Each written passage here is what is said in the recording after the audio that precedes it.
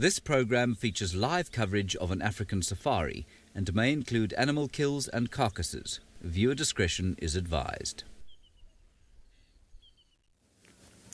Well, hello, good afternoon, and welcome aboard on the Sunset Safari. We are coming to you live from the Djuma Traverse in the greater Kruger National Park of South Africa. It's a lovely warm winter's day as we look at these baboons just enjoying some jackalberry fruits on this lovely afternoon. Now, my name is Ralph Kirsten, and on the camera today I've got Senzo. How's it, Senzo? And hello, and how's it to all of you once again? Now, please don't forget to send us your questions and your comments on the hashtag safariLIVE on Twitter and on the YouTube live chat. Let us know what you'd like to know, and, we'll do our best to answer all your questions. But right now, I haven't seen a troop of baboons for a very long time. And, well, these guys are very much at peace with themselves and the fruit that they're eating. They did run off a little bit when we first arrived, but I think now that we've just stopped a little bit of a way off, using our zoom on the camera there, they have now decided that that food is just too good to pass up. And they really are getting stuck in there. There's a whole lot of them up in the tree itself. And we're actually here, still in the central parts of the Djuma Traverse. And this is a dry chela pan, but it seems like still attracting a multitude of animals as they now exhibit their real climbing skills. The baboons, probably one of the more terrestrial of the primates, are very adept on the ground and in the trees. And they probably walk around on the ground more so than all the others. Oh, that one's... is he going to fall? Jeez. Classic. And just wiping his nose on the bark there as well. I can sit and watch monkeys and baboons for hours.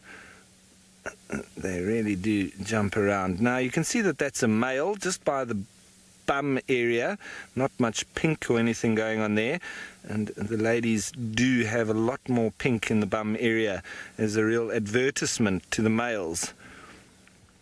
But there is a whole lot of them hidden up there,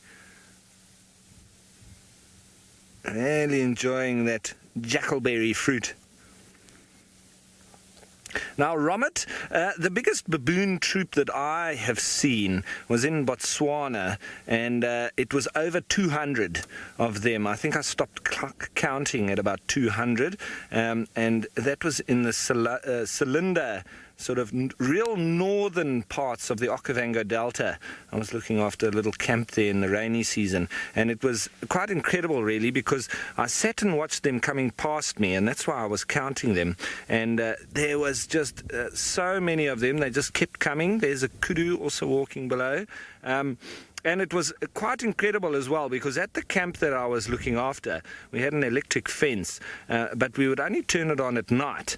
Now, obviously, the baboons didn't know that. And I literally witnessed one day, one of the female baboons literally took her baby and put it on the electric wire. And when nothing happened to the baby, they all piled into camp. So it was obviously a test. Put the little baby on the electric wire. If it gets zapped, well, we can carry on our way, and if it doesn't, well, then we can move into camp. So a nice little sacrificial lamb there, or sacrificial baby baboon, but so highly intelligent and very human-like in many aspects. Look at how they sit and eat. They are very dexterous with their hands, and as I say, climb very well. So, like I say, this is fascinating, and I think I'm going to sit here for quite a while, or until these guys move off, because they're always up to something. Now, I've got a couple of guys out there that are also up to something, one on bushwalk, and Tristan's out on vehicle.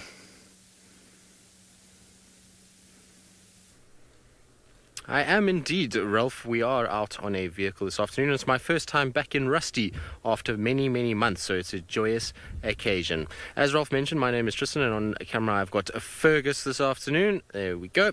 And Well, we are going to try and see what we can find out on the western side of the reserve for a bit. We're going to scratch around Treehouse Dam in the west, see if there's any sign of Hukumuri or Shidulu, and maybe even then head up a little bit further north and see if we can't pick up from Tundi where she was this morning. So that's the kind of plan for the early afternoon. Once it gets to late evening, then we're going to head off to our far eastern boundary, because the Djuma Pride we're seen close to Torchwood Camp, and they theoretically should be kind of slowly mobile westwards. And so maybe this evening, as night falls, we might get them crossing over into Djuma. That's the idea anyway. So that's going to be the plan. In the meantime, we've just stopped with a bachelor group of impalas, which is fairly typical for this time of the year. Lots of these bachelor herds around, given that we've just coming to the end of the rut. There's that last or secondary rut that is happening now. At the moment, you hear them every now and then, but it really is petering out very quickly at the moment. In fact, in the last few days, I've hardly heard them making that gargling, snorting sound that they do. And it signals that that's pretty much the end of it. And so what we'll find is that this is just going to be males that have chased each other around and have formed these bachelor groups. And then we're going to have a situation where these bachelor groups are going to start to dissolve a little bit and start to merge with the female groups. And you're going to have a situation where we'll have all of these guys kind of coming back together and forming the mixed herds that we get generally in the summer parts of the year. So we're kind of going to be marching our way that way. Most of the females should be pregnant, and so that will also help calm the testosterone levels of our males. There's no longer that drive by picking up the scent of females in heat that will make them kind of more aggressive towards one another. And so for now, everything's okay. There's actually two that are busy sizing each other up in the background on the right there. There we go. So those two are just having a little stare down, which is pretty typical for impalas. It's nothing major, but they'll often stand like this, facing each other, and then they'll bow their heads and curl their lips, and then there'll be a little bit of movement back and forth, and eventually then they'll actually clash horns. But it seems as though those two are not too interested in fighting. Now, it's going to be an interesting evening, because as we start to go towards the dark, the wind is really howling, and so we're going to have a situation where a lot of our animals are going to be quite on edge this evening. We're going to have a situation where, as the wind blows, so these guys don't really know which way predators are coming from. The wind swirls a little bit and scent drifts all over the place. And so while it's nice and bright now, everybody's going to be quite relaxed. But as soon as it starts to get dingy, if this wind stays up, it's going to be a difficult evening for these guys, that's for sure. Still a beautiful animal though, and in really good condition, all of these impalas. You can see all their bellies look very healthy, and it's probably due to the fact that we had a really nice late rain this year. We had a situation where we got rain in April and even in March, April sort of period, and a little bit in May. And that would have allowed for these guys to have a really good late feed and sort of stock up their condition. And even though we've now been through the rut, which is a period when male and impalas lose most of their condition due to the fact that they're so active, we can see that these guys are actually looking all right because of that. Beautiful clear day though. It's been a nice warm sort of day, other than the wind itself. Now, I don't seem to have any comms whatsoever. I can link Ralph. Excellent. Well, while we try and fix our comms, let's send you back across to Ralph and see where he is at the moment. Well, still sitting here with the baboons and the kudu that are just moving around on the bottom. And you often find antelope moving near to baboons, especially impala, kudu, and they do enjoy the little bit of comfort, I think, from the very, very alert baboons. And they also do then offer an extra sort of safety mechanism for predators. It's quite difficult to sneak up on a baboon, and even more so with monkeys. I often try and test that theory when we're walking, try and sneak up on them, see how close you can get to them, and it's normally without fail that you don't get within 100 meters, and one of them spots you or hears you or smells you, and then you can hear the alarm calls ringing out. And well, at the moment, these baboons really are enjoying these jackalberries. Now, the social sort of structure or organization of baboons is an oligarchy, which is not a patriarchy or a monarch. matriarchy. So a matriarchy would be led by a dominant female. Patriarchy would be led by a dominant male. However, an oligarchy is a group of elite males, like a gang that lead this troop of baboons. And so it's not just one of them. It is definitely led by a group. And obviously, the bigger the troop, the bigger the group or gang of dominant males that will lead it. And there can be a little bit of a sort of hierarchy amongst them as well. You see, this individual, you can see they're skinning these jackalberries. They're not eating the skins. They're sort of getting rid of the skin and then eating the inside, and they'll probably be spitting the pip out as well. That very curled tail of theirs, it always sits with a bit of a curl just near to their bottom, because that's where they sort of pull it up when they're walking. So it doesn't really drag on the ground. Now, sitting bull, strange that you ask. This afternoon there was a message going around that at our second sort of staff camp, where the overflow, where the guys stay, the door was left open, which is always a problem. And surprise, surprise, I'm pretty sure that it was this troop of baboons that got inside. And yes, they are a terrible nuisance. Houses, because they literally destroy the place. They will make a terrible mess, and they are a problem if that happens. But if you keep things closed up, windows closed, dustbins stashed away, as long as they can't access it or get inside, then it's not a problem. But I tell you what, you have to even lock the doors, because they know how to open the door. So if it's not locked, they will still open the door and go inside. They are very clever little beasties, and it can be a terrible nuisance. And sometimes it does land up, if they become a real problem around lodges and that, there's normally one that needs to get shot. And it's actually the big bang that definitely scares them off, and it's where there's big troops around, and then they'll sort of leave you alone for a couple of months, and then they start getting brave again, they start coming back, and then one of the males needs to be shot again. So that's also a little message to especially tourists that come through. It's not only tourists that make the problem, it's generally around dustbins and so on, and rubbish pits and all of that starts attracting them.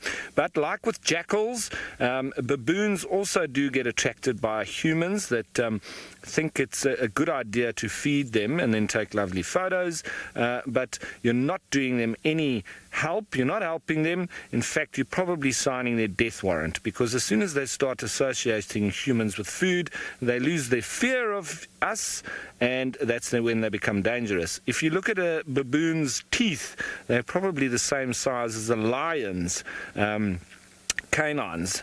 So very, very dangerous potential, and we do not want them to not be scared of us. We always want to maintain that. And I've also found that with ladies, the males definitely take more chances with the ladies. They can obviously identify that. Now, speaking of males, I hear that Sydney has got himself out and about, out on foot, and I'm sure he wants to say hello. A very, very good afternoon and welcome to the beginning of the bushwalk. I am Sydney. I am traveling with my game scout, Herbert. I am also with David. He is my camera operator.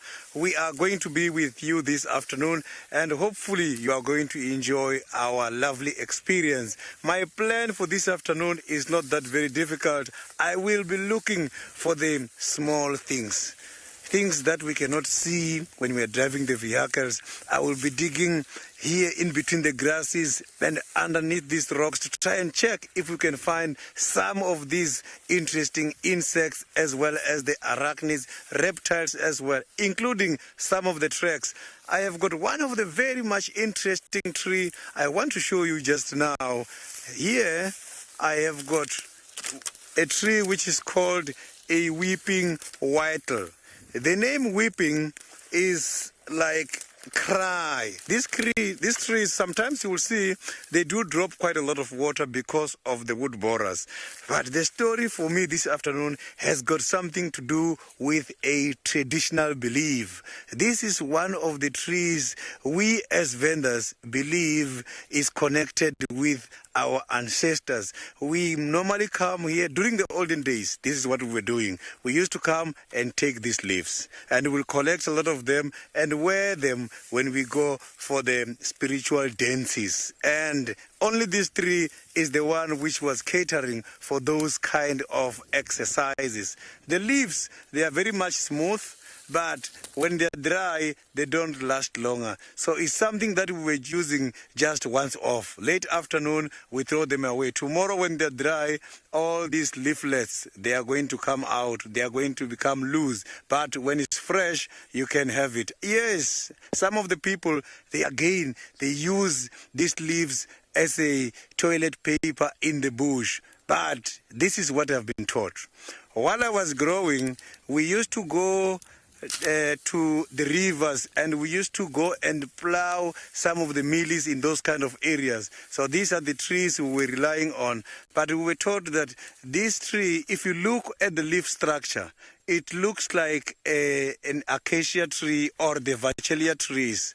So if you can check the vachelia trees, they do have these kind of leaves which are twice divided. They are like bipinnately divided. So these kind of leaves, you must first make sure that underneath this there is no hooks, because some of the acacia trees, they do have some of the hooks which can be very dangerous if you apply these as a toilet paper in the bush. So now I am going to carry on and see if I can find some of the interesting stuff. Now let's go to Tristan and see if he's got something on his side.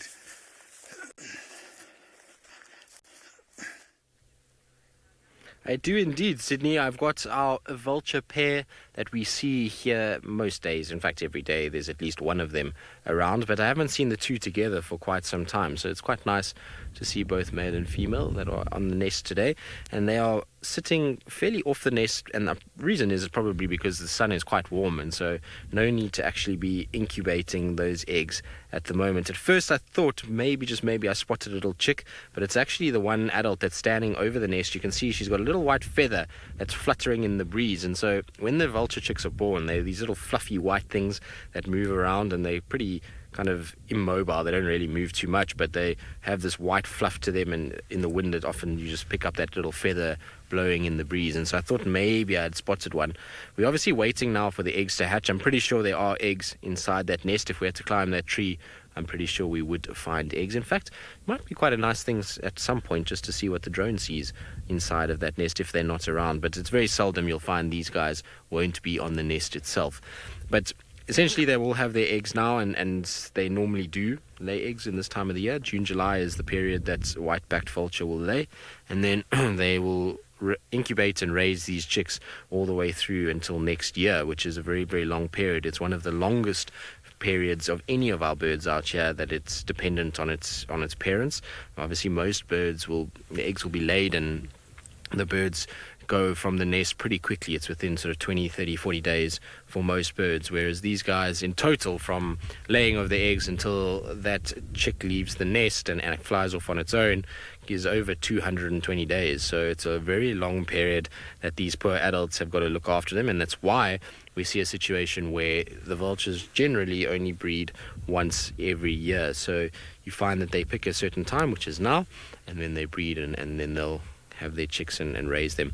If they lose their chicks, it's very seldom that they breed again. They normally just wait until the next year to have chicks. And it's a bit of a concern, because obviously white-backed vultures like this, there's quite a few nests that we see, and it's quite common to see their nests on a bare tree like this.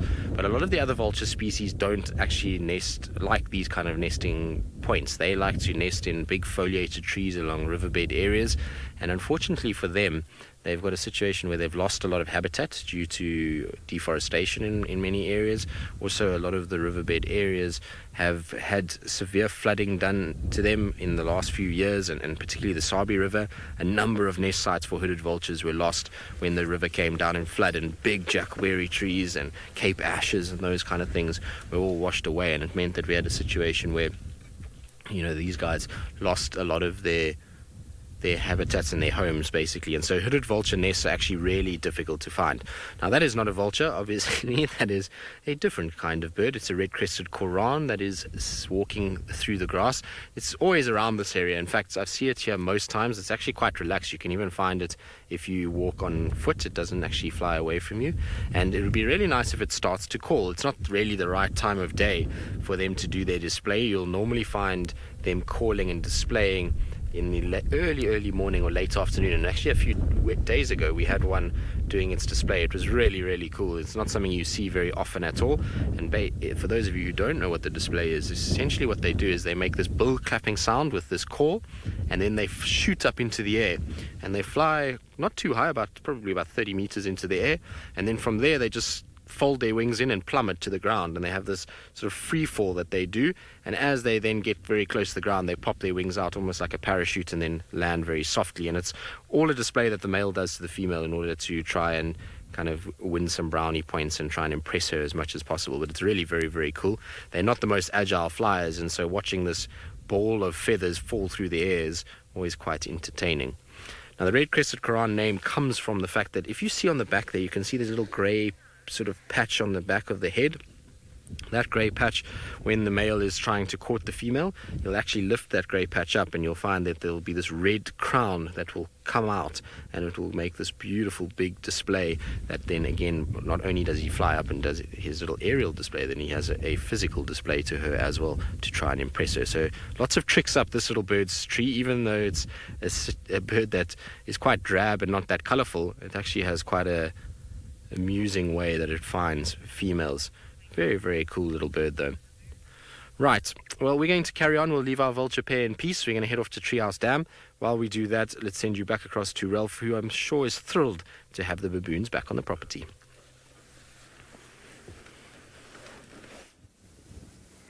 Yep, I sure am. It's always wonderful. I love it. I love hanging near baboons, and yeah, I mean, I've seen them in many different situations, from Botswana to in the Okavango Delta, Zimbabwe, Mozambique, and I also saw those olive baboons in Kenya. They're a lot more shy than these baboons. I think they're a little bit smaller. There's one big male, I think, up in the leaves there. He hasn't shown himself just yet, but if we get to see him, you'll actually see that they are huge. And they do have like a mane as well, so you can really easily see the big males. These ones that we're looking at the moment are quite small, and not really the ones that would be big males. There might be a couple of young males, little females as well. The few that I've seen here are young males. I haven't even seen a female, except for the ones that moved off as we got here. I think they're a little bit more shy.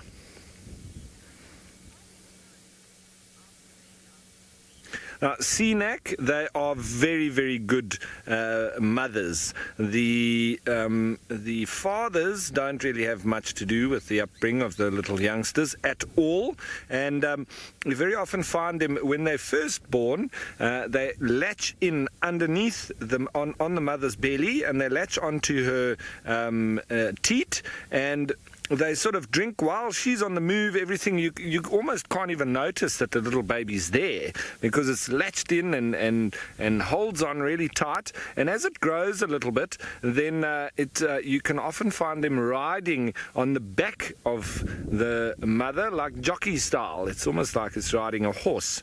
They really sit up and go for it. And then obviously as they get a bit older and bigger, then the mother will sort of push them off, and then they need to start looking after themselves a bit more. But the troop really looks after each other. everybody does get sort of protected by the greater part of the group, and they do band together if there's any danger.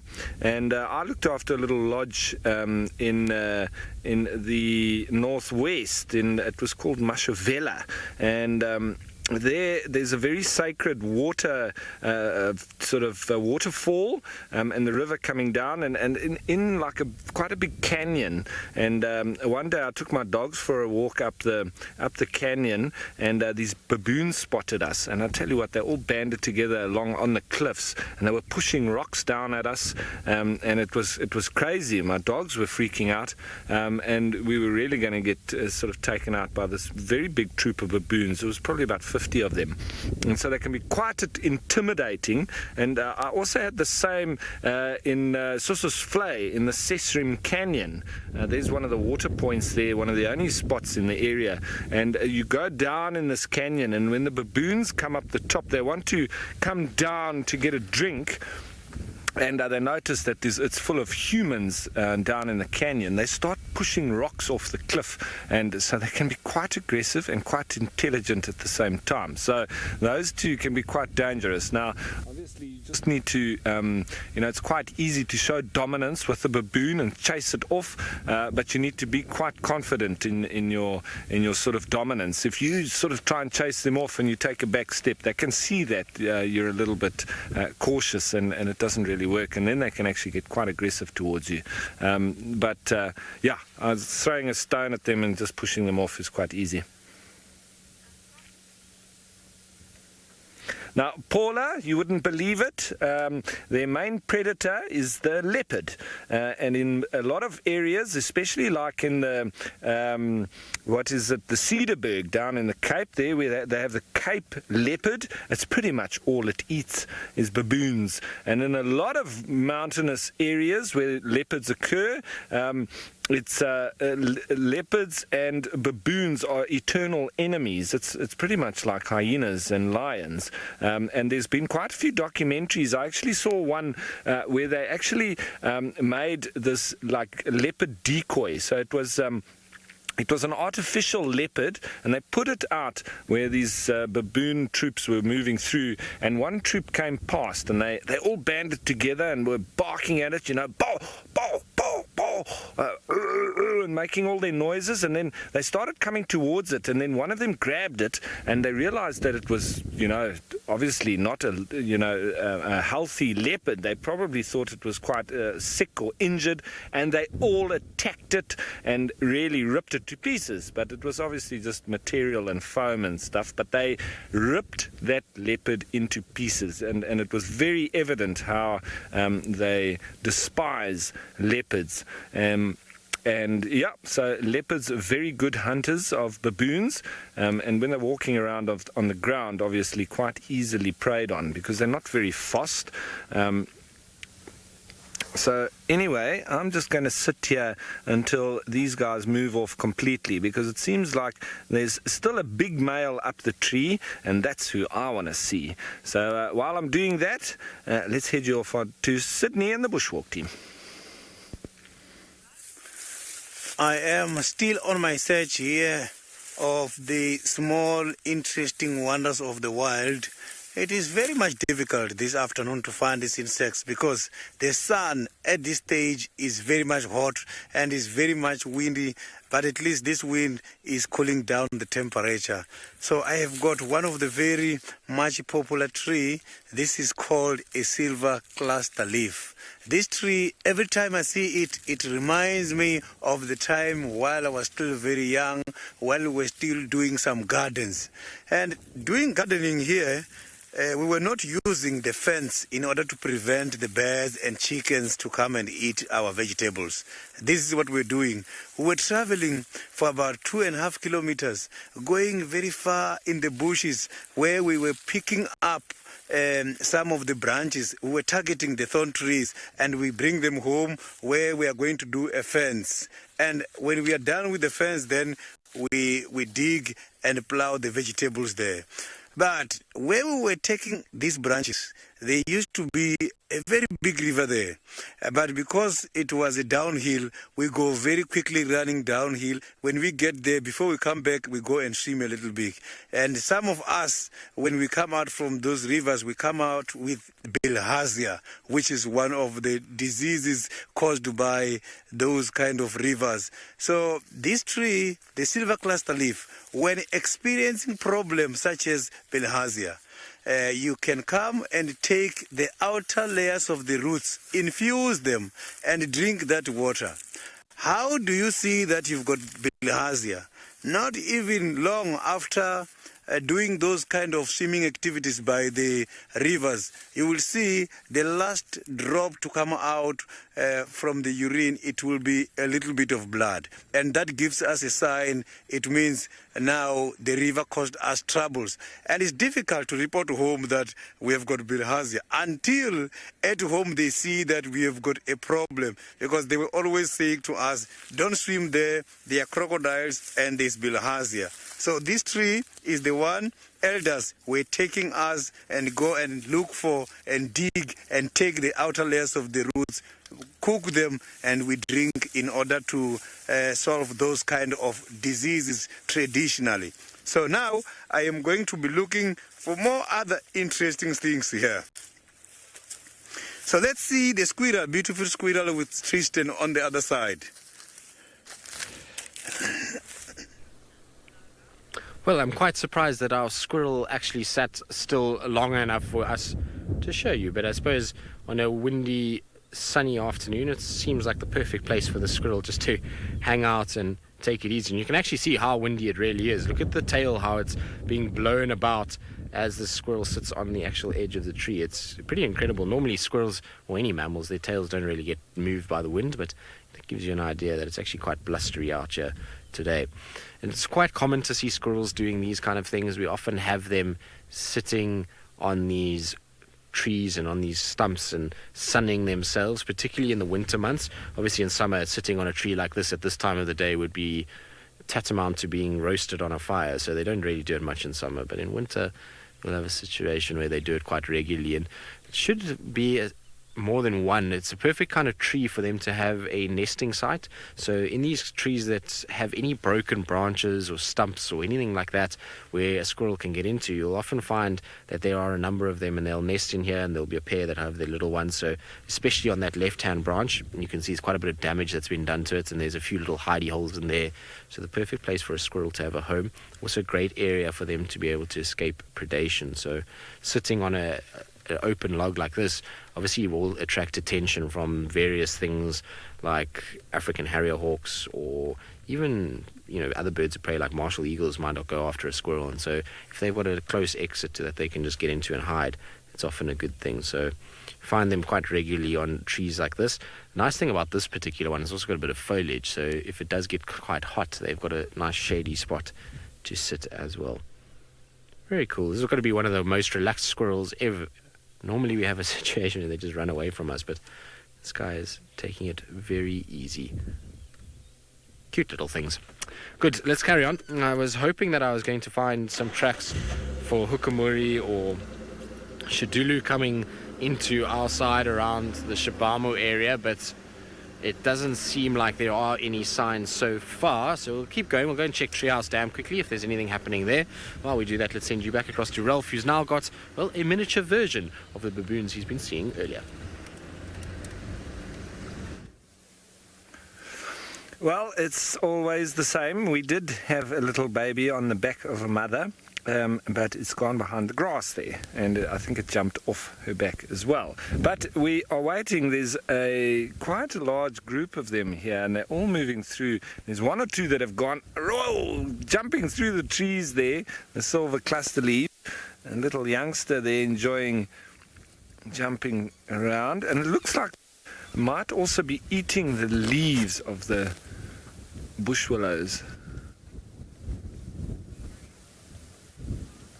Now, Sid baboons, it depends on the terrain and the area. They can very often have a particular area that they move around and stay in permanently, but it seems like here they're quite nomadic, and they actually move a little bit more as the sort of food suggests that they should. So they definitely move around here, because we haven't had baboons on Djuma since I've been here. I've never seen a baboon here. So this is the first group that has come through. But they do come here or through here quite regularly. And I'm sure when the resources permit, look there, it looks like it's eating the seed pods. Oh, there's it riding jockey style now, the little baby on the back of mommy. See there, as it goes through the bushes. I think these guys are making their way towards Twin Dams. They maybe all go for a drink. So I'm going to be just flanking them. They're walking down a very big game path. Look at that one. It's got its taxi. Classic. They also pull on the mommy's hair almost to say, come on, off you go. And she's just foraging at the moment. And there's another one now sitting right up at the top of the tree here. But as I say, monkeys and baboons are seriously entertaining. Now, what baboons can eat, if you watch what baboons can eat and you think that you can eat it, beware, because they can stomach things that us as humans would get sick on. But if monkeys are eating things in the bush, we can pretty much eat almost everything that a monkey eats. So if you see a monkey eating mushrooms or insects or anything, you can pretty much bet that it's safe for us to eat. But don't do the same with baboons. Now that is very indicative of a female. See much more red bottom or buttocks, and that's and they use that pinkness to attract males, and the redder it is, the more sort of receptive they are for mating, and I have spoken about it before, but we studied in ethology how that sort of relates to our primeval or natural instincts as humans. Why do ladies wear red lipstick? And I know that some people might think I'm being crazy, but it has a lot to do with attraction. Now, red equals attraction, and red buttocks on a baboon's bum would equal a very similar kind of attraction or red color that we use as humans. So why don't we use yellow or blue? No, we use red, because it's a natural instinctive attraction that we have between each other. And that was a whole subject that we really debated in varsity, was around the baboon's red bum equaling humans with red lipstick. So I know you can insult me, no problem, I don't mind, but it's a fact, and it's it's pretty much the same as a baboon's red bum, as this one tries to balance in this bush willow. I think they're all after the seeds, and you'll often see they store quite a lot of food in their cheek pouches.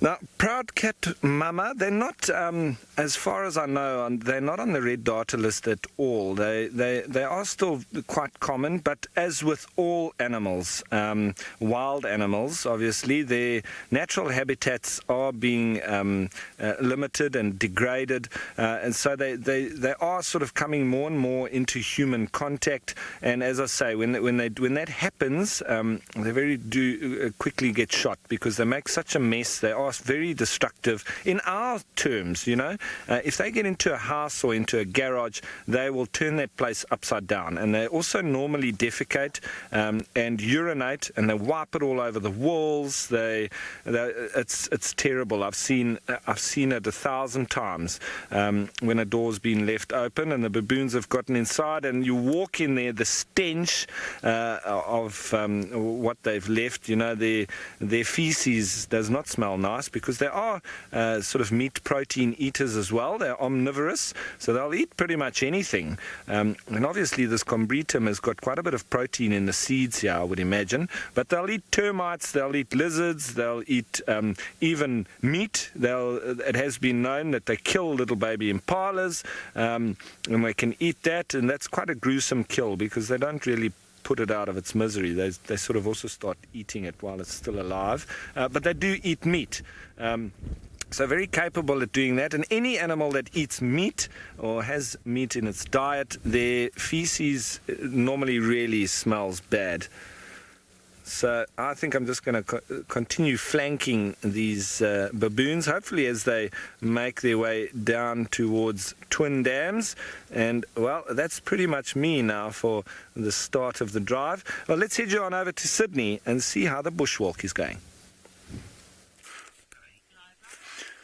I am trying to get a hold of one of the very most interesting insects, the ants. But I can see these ants are all hiding. I am right now at one of the nests. You can see the nest. It has been built somewhere here.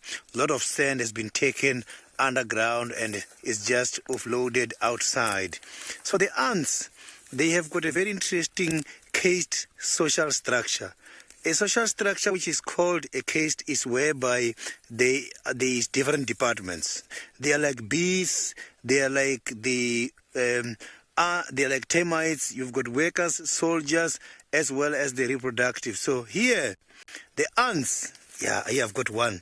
I can see that. I didn't see where this ant came out, but I can see it's just moving around. Maybe it's going to lead me to where the others are. So look at the size of this insect. Can you believe this insect has got two types of stomach? The ant has got a stomach for him to eat and another stomach for him to keep the food so that when they get back to the nest, they can regurgitate and give it to the other ones. These insects, what I like the most about them is that they work cooperatively and they've got a lot of care on each other. These insects, they think like we do. If we can check, one ant is consisted of about 250,000 brain cells. And if you can check a colony of ants, which is consisted of 40,000, if you take 250,000 multiply by 40,000, it's going to give you 10,000 million brain cells, which is then equivalent to our normal human brain. In other words, these insects collectively, they think like we do. Very small in size, but they can think very well. And if you find them, every time they walk, they will be walking on a convoy.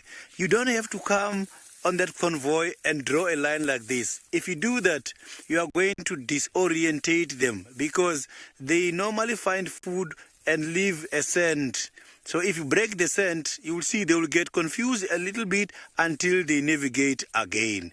So these are one of those interesting insects which are here to help us because they do clean the vegetation. They eat a lot of the dead materials from the insects, and they even eat some of the nectar, which is very much sweet. Insects are very much interesting and I love them too much. So I'm just going to carry on now and see if we can find more other small interesting insects or arachnids.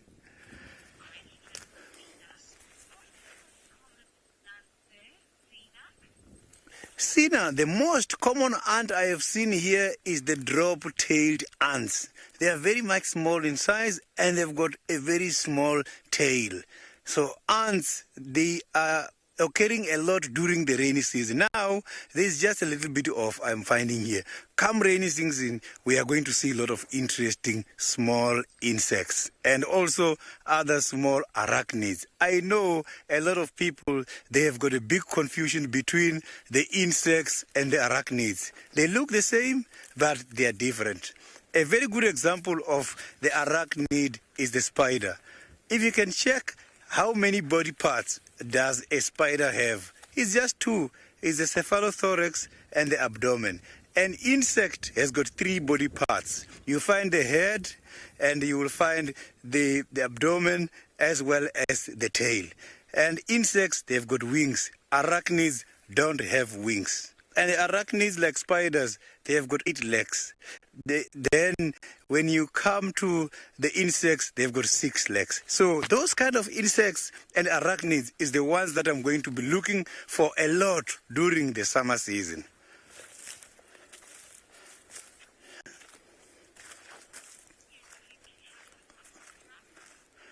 So here where I am, trekking is never easy. Let's go to Tristan and see how he's doing on trekking.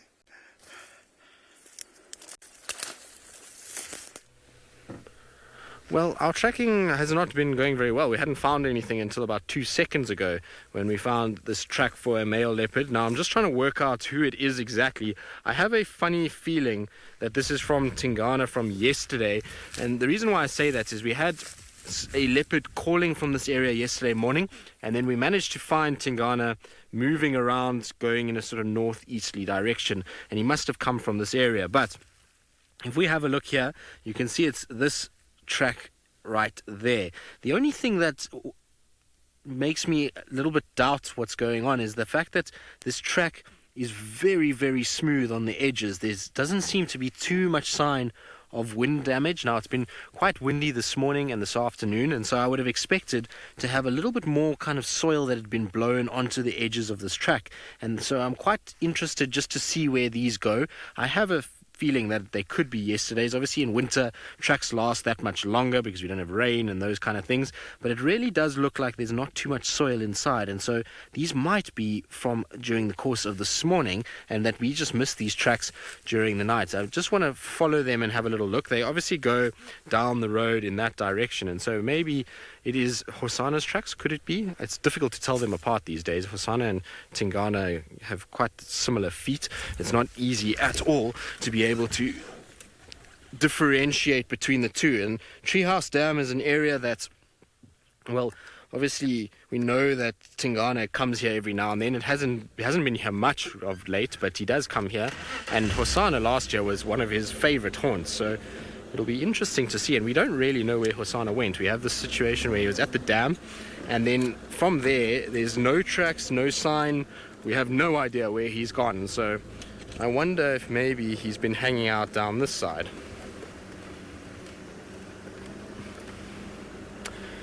Jennifer, yes, there were 3 cats on the Sunrise Drive. We had Tandi, Tingana, and Tlalamba. So Tandi and Tlalamba were together right in the beginning of the morning before we went live, and then Tandi went off hunting and left Tlalamba to just spend the morning by herself. But she wasn't by herself for very long, because soon Tingana arrived, and then he investigated that for a little bit, and then he went off and followed Tandi's scent towards the lodge area. So we had all 3 of them, but then Tingana went north into Buffelshoek during the course of the morning, and Tandi, we lost her around the camp. So that's really kind of the updates from this morning. There was no other signs of any other leopards this morning. We obviously also didn't really look too much after we found those 3. We spent most of our morning trying to kind of follow them and work out what was going on. Good. Well, I'm going to just see where these tracks go, see what happens with these, and whether I can work out how fresh they are. In the meantime, let's send you across to Ralph, who I think is still sitting with his baboons. Well, yes, baboons, and as I said, moving around with the impala, and they really do move together quite nicely.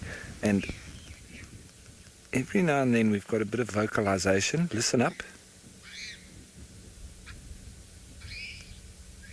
Very subordinate squeal, that.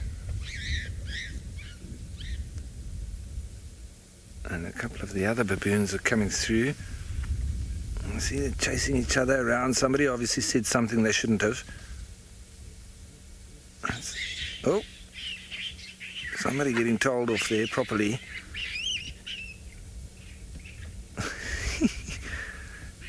You see why I like hanging around baboons? There's always something on the go. Well, that one really getting nailed. Oh, that one really getting told off properly. There's the impala having a look. What are you guys up to?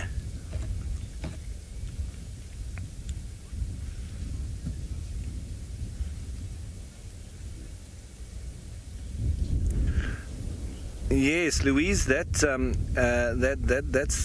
sort of dichotomy of it. They love moving together, but if the resources run really low, baboons can grab a little lamb and actually eat it. So that's not normal, though. They generally just move together like this. But if a baboon's very hungry, and like I always say, you don't know what you're going to eat until you are hungry. So when the baboons do get very hungry, and there's a little baby impala there, well, they have a go at it and they eat it. It's not like an impala can eat a baboon, but a baboon can definitely eat an impala, so it's only one way in that. These guys are still moving through here and definitely making the road towards the twin dams. Now, something that quite interesting, I think it was on a movie called Beautiful People by Peter Dirk Ace, one of those movies that was made in the 80s, so not everything very true there. Some of them are a little bit skeptical, but like the elephants that get drunk on the marula fruits. But there was a very interesting thing that was done by some of the bushmen, where they catch a baboon and use it to find water, because a baboon will never be far from water, so they need to drink, quite regularly. So if you were out in the bush, follow baboon tracks, or like the bushmen would do, they would take a piece of almost like pap or maize meal, and they put a lot of salt on it, and then they catch a baboon by putting this piece of pap in a crevice in a rock, but where it's sort of very thin, and then it opens out into a little cavity, and they make sure that a baboon is watching them, and a baboon's curiosity will always get the better of him. And what he does is he goes over there and he sticks his hand in this crevice, and then he grabs the piece of food, but he can't work out that he just needs to open his hand and he can pull his hand out, but because he's got a fist, his hand is stuck. So that's the way that the bushman catches him, and so he grabs him and just puts a little noose around his neck and ties him to a tree. And then for the better part of the day, he just keeps feeding him this sort of maize meal type or bready type food with lots of salt on it. Feeds him that for a couple of hours, and then lets him go and just follows him, and he'll take him straight to where the local water is. So that's just one way of finding water out in the bush. Catch a baboon, feed him salt, and he'll take you straight to water. That's it. Baboons very clever, and they'll always also know where the water sources are, whether it's a little spring or a little pan or whatever it might be. So the bushmen also use their instincts to their advantage. As that one is just falling out of that branch. And they're all over the place. Now, proud cat mama, baboons you can see that they don't really enjoy the water too much, because I've seen them in the Okavango Delta when they're crossing the little channels, and they stick their arms up in the air as they walk through the water, and they're really keeping their hands out of the water when it's sort of waist deep. But yes, they can swim. They can cross rivers, they can cross pans, they can cross channels, so yep, they can. And I've seen them also jumping out of trees. Oh, that one's got a little baby underneath. Jumping out of trees and actually jumping into the water, having fun and playing in the water as well. So they can swim, and I know that there's a lot of other primates that can do the same. So hopefully we can follow these baboons all the way up to Twin Dams, and maybe we'll even get to see them swim as well. Since I have arrived here in Djuma Game Reserve, I have never seen any of the baboon. And those are some of the animals I am hoping to see. Let me tell you the story. about the baboon. You know, hey, when we were still very young, some of us, when we were growing, we had problems with wetting of the blankets, and some, they experienced the epilepsy. Sorry. So now, when having epilepsy and when wetting the blankets, we must go up the mountains very early in the morning at 4 o'clock to go and get to a place where the baboons are sleeping every night. And we must go there and pick up those droppings. Then we bring the droppings back home. And at home, we must come and burn a clay pot and put these droppings inside and have a blanket to cover ourselves and inhale it. But let me tell you, it is quite a very difficult experience. It's not easy because the droppings for the baboons, they don't smell nice. But because when one is experiencing problems and want to solve something, it was very easy for us. So the baboons droppings, they can help in order to solve problem of wetting blankets as well as epilepsy. That one, I can promise you, I have seen it happening, and I have been to the mountains because my elder brother experienced problems of wetting blankets every night. So, but the problem was solved. Since that day, he never experienced any problems. Anyway, let's get back to the tiny little interesting insects here. I do have some of the green things here, and I know this green color confuse quite a lot of people. This is what is called a lichen. A lichen is like a mutualistic between fungi and algae. So these things, every time you see them, you must know that when these lichens die off, they become small particles and consist the soil. This grass which is growing here, this is the first grasses to grow here.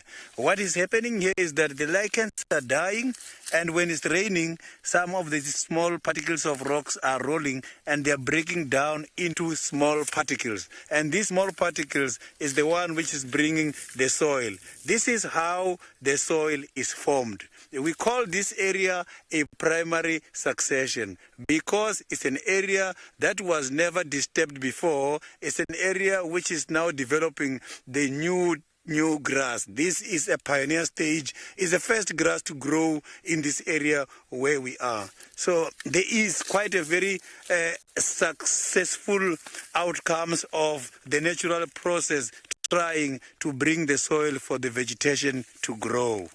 So I am going to carry on further again down this stream and see if we can find other more interesting small things.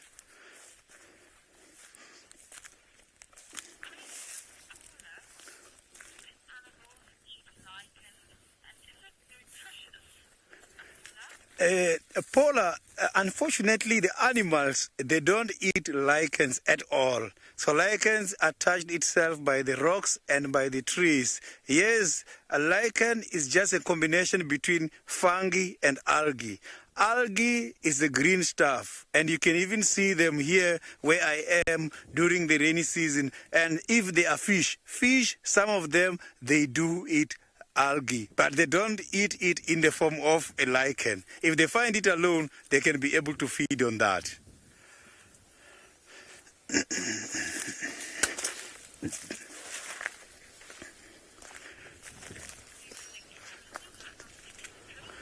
So now let's see.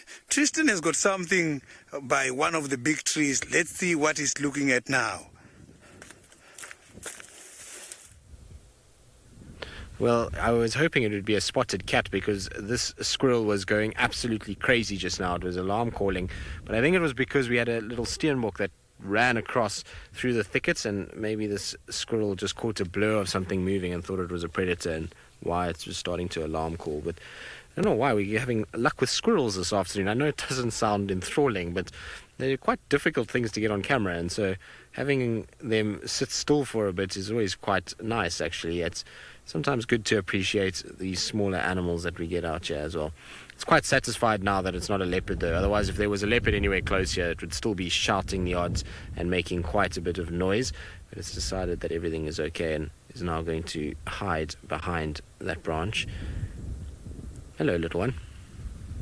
Looks like a little girl. Now, you can tell a male and female squirrel apart quite quickly because I don't know how to put this delicately, but a male squirrel is quite well endowed when it comes to his genital region. They stick out massively when they have their tail up like that, and so generally you can actually see if it is a male, and this one looks very female-like, doesn't it, Ferg? Ferg is just nodding in agreement, yes. All right, well, I was hoping it was going to alarm call for longer and that we were going to find something, but it doesn't seem so. So we'll leave it in peace and let it carry on with its day, perched up in the knobthorn. I'm going to try and just do the Mulwati again. I know I've done it multiple times in the past few days, but I want to see if there's maybe some tracks for Hosanna again. Ronik, now you're asking a very interesting question, so I'm going to stop here and show you two different trees. Unfortunately, this one doesn't have the damage that I thought it would, but there's one on the right hand side here that's dead, right? And you're asking if a tree loses its bark, will it die? So that particular tree there is a very, very old one that has lost all of its bark. Now, it didn't get stripped like that just overnight. What would have happened with that tree is that the bark would have been stripped in a circular fashion around the tree. So the entire circumference of the tree would have been stripped by bark, and it's known as ring barking. And if a tree gets ring barked, then it dies, yes, because the nutrient transport system from the roots into the leaves and the way that the tree will grow and feed itself is cut completely. So it's basically like cutting out your stomach effectively. Ooh, can you get this little bird for me right here? It's out in the open and we don't get to see them very often at all. It's a little chin spot batis that's out in the open. Now these guys are quite shy and quite reclusive, and so very difficult to get them. That was quite nice. But as I was saying, so you'll get a situation where that is cut, then the tree cannot feed itself and effectively will then die, and it just, it loses all its nutrients, and it will end up looking like this tree that we see here. If a tree, however, is eaten all the way around, and we have a situation where there is just a slight sliver, even a millimeter, that is left, then you'll find that the tree will actually survive and it will be able to still feed itself. It's pretty incredible. This is the same species of tree. It hasn't been fed on at all, luckily. Normally ellies try and target these knobthorns. So both these trees that you've seen, the live one and the dead one, are the same species. But this particular one has been lucky that elephants haven't gotten stuck into it just yet. But that's basically it. So as if there's any sliver of bark that can run through from north to south of a tree, basically, so up and down, then the tree will survive and it will be able to feed itself. Otherwise, unfortunately, it ends up looking like the one in the background. Good. Well, let's carry on. Let's see if we can get into this Mulwati system and if there's any sign of our little Chief Hosanna. I've driven there a few times and I haven't found anything, but I just want to double check it one more time because I am convinced that he is on a kill somewhere. There's just no tracks that suggest that he's been walking around on roads, and so we're going to try and find where he is. While I do that though, and while I head off into the riverbed, it sounds like Ralph has left his naughty baboons and is also jumping into a riverbed.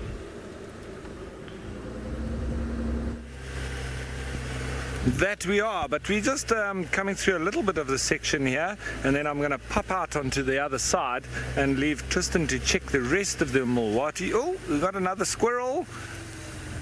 Tristan was showing you squirrels just now, wasn't he? I won't stop for him. And yeah, well, I thought I'd better leave those baboons because I was getting sidetracked there. We're actually trying our best to keep up with the leopards, especially for the TV show, which I'm not a part of. So I do want to at least do my bit and try and find the characters, so that makes the life easy for the guys that are narrating during the show. Because I could have just carried on with those baboons all afternoon. They are fascinating. Oh, there's a little duiker. Oh, and it sounds like Sydney has found something small to show you. I have got a kill, and this is one of the kills that took place up in the air. So it is not a ground kill like for the big mammals. Right in here I've got a very small spider. I can see it moving. It's very difficult to identify the species. And here I have got this. This is. It looks to me like a stick insect. So look at the size of this spider in here and the size of the prey the spider caught. So you can see that the spider web, that silk, is very much powerful because they managed to get hold of such a very big prey. So what these spiders are doing is that they come and they put these webs so that when the insects come, the insects don't see it because the color of the silk is much more colorless. When they come, they fly into the web and they get caught. And some of these spiders, they are so very much clever because they consider the wind direction, and some, they even consider the stream where they know the insects are going to come and drink, and they will put the web right in the middle of the stream when these insects are going up and down, get caught. So here, I can see that these spiders have not yet started eating. But I know spiders, they have got a tendency of coming and they eat, and as they're eating, some of them, they even absorb the body fluid from the prey and they vomit it and put it around the prey just to moisturize it, and then they will eat again. So you can see that this small insect, this small arachnid, managed to take down a very big insect.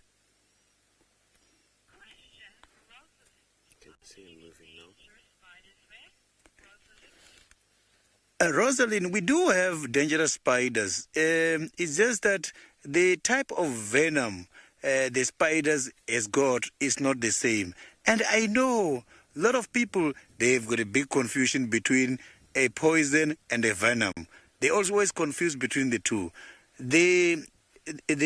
What has been used here by this spider, it was a venom. The difference between a venom and a poison is that a poison has got something to do with food intake, whereas a venom has to be injected. So here, it was a venom. There's 3 types of venoms we've got here. And these spiders, some of them have got what is called cytotoxic venom, which only affect the tissue skin if I'm bitten. Then we have got neurotoxic venom, which affect your neurons, your nervous coordination. There's even another type of venom which is called a hemotoxic venom. This one is carried by some of the dangerous snakes, as both snakes, scorpions, and spiders got this type of venoms. Hemotoxic venom has got something to do with the blood. So you can see now, I don't want to expose him. I can see he's coming out now to the prey. You can see he wants to defend the prey. I think it's the best time now for me to leave him so that he doesn't also get a lot of exposure, because he must also hide away from other predators. He is a predator which can also be predated.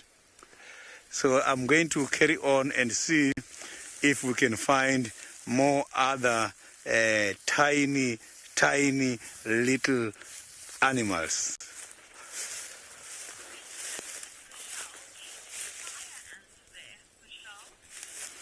Michelle, I am not too sure if here in Djuma they do have the fire ants, but today, soon as I'm done with these bush walks, I am going to ask the people who has been here much longer than I am. Tomorrow, I will be very much well informed, and I will tell you if we do have those kind of ants.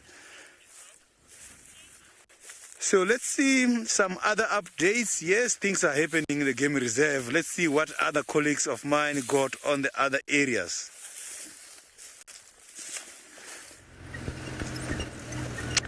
I'm just looking and more looking. It looks like quite a bit of elephant activity here. There's reasonably fresh dung a little bit further back. I don't know how old it is, maybe within a day or so. So we might get lucky and see an elephant or two shortly. Now, I've come along this little Mamba loop. So this is heading towards the eastern section now of the Djuma Traverse, and passing a nice big termite mound with a little Tambuti Grove. And so, as I say, for the minute, a little bit quiet since I've left those baboons with the impala and the kudu. But that's sometimes what you got to do to find leopards or lions. Just put yourself out there and keep driving around, see where they are, what they're doing. Because I think from this morning they did find them, but they did move a bit.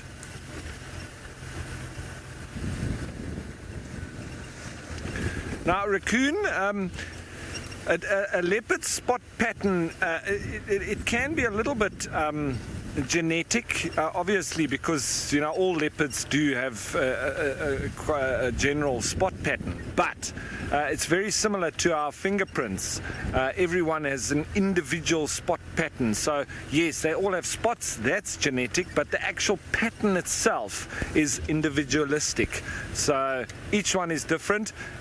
For instance, there with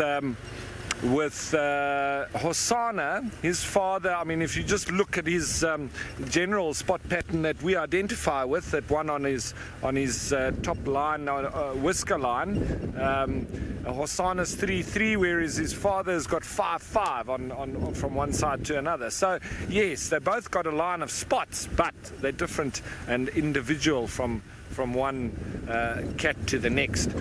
So it's yeah, it just breaks it down a little bit like that.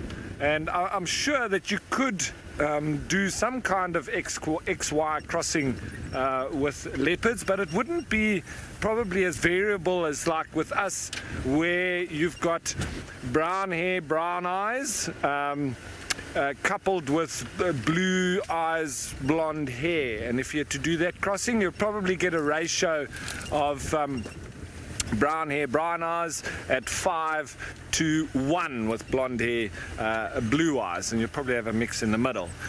So yeah, well, speaking of leopards, I'm just going to continue on searching for them, and I think Tristan is doing the same.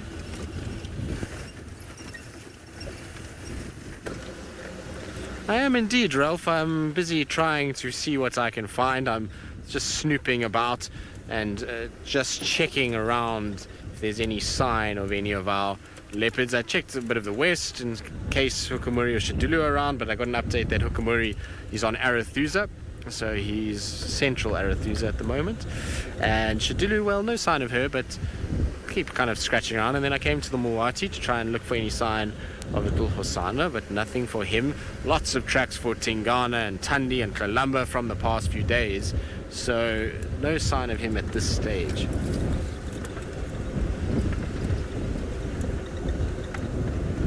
So, sorry Megs, if you can just repeat the name for me.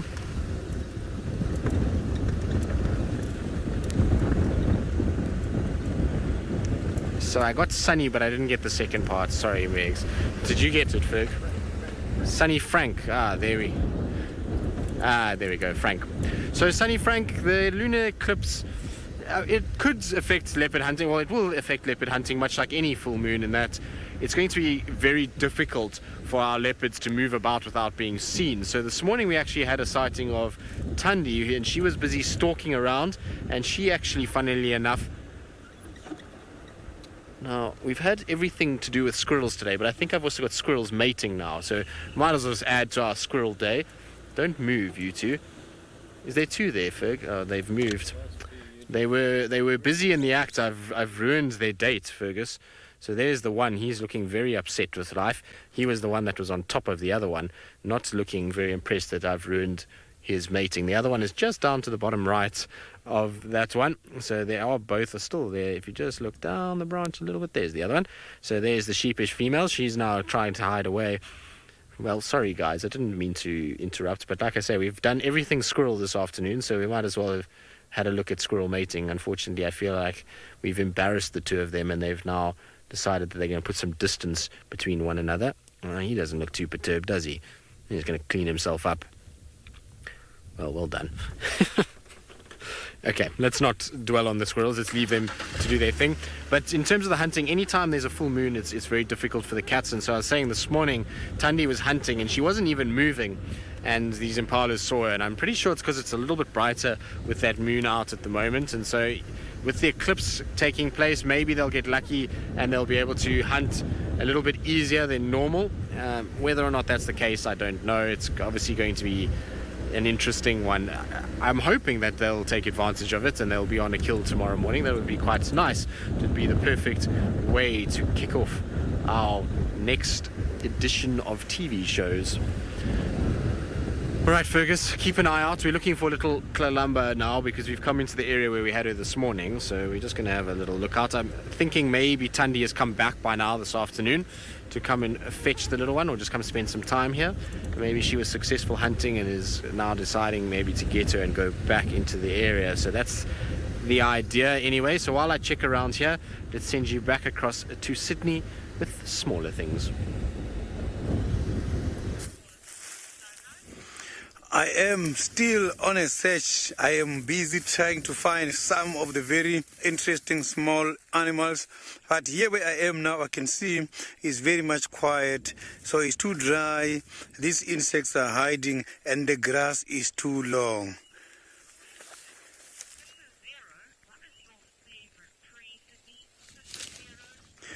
Oh, Miss Zero, my favorite tree is the leadwood. The leadwood, why I like that tree the most is that it's one of the trees which has got a very long lasting period. So that tree can survive for up to 1,000 years, and when it's dead, the dead branch again can stand for quite a lot of years. So that is my favorite tree. And apart from that, it is also medicinal used, and it does attract some of the insects I used to eat while I was still very young. You know these insects called the green stink bug. That green stink bug, I used to eat those things a lot. And then we go to the mountains, we collect them. When bringing them home, we dry them.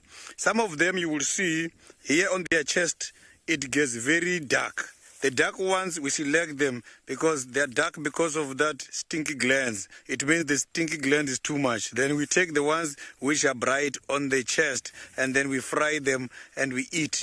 And those insects, because they've got 6 legs, the body and the legs is going to get separated. So we will first eat these big body parts, and at the end, I'm going to eat the legs, and they are very much nice. So now that question reminds me of the time I was still very young.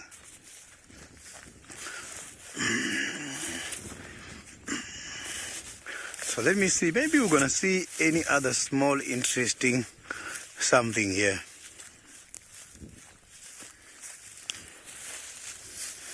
Yeah, there is insects now, dry season, they are gone because mostly when walking in between the grasses, they normally fly and we can be able to see them. But now I can see it's not very easy. Let me take a question from the FC.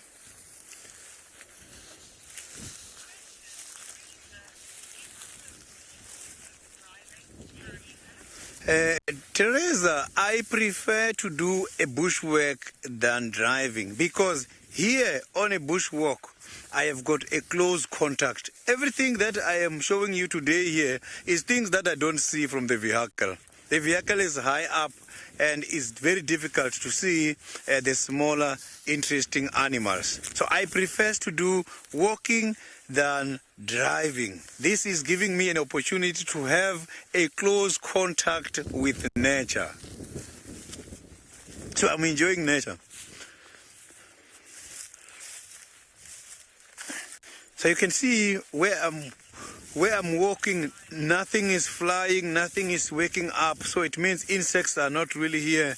So now I think it's the best time for me to go to one of my friends, one of my colleagues, Ralph. Maybe he's got something there where he is now.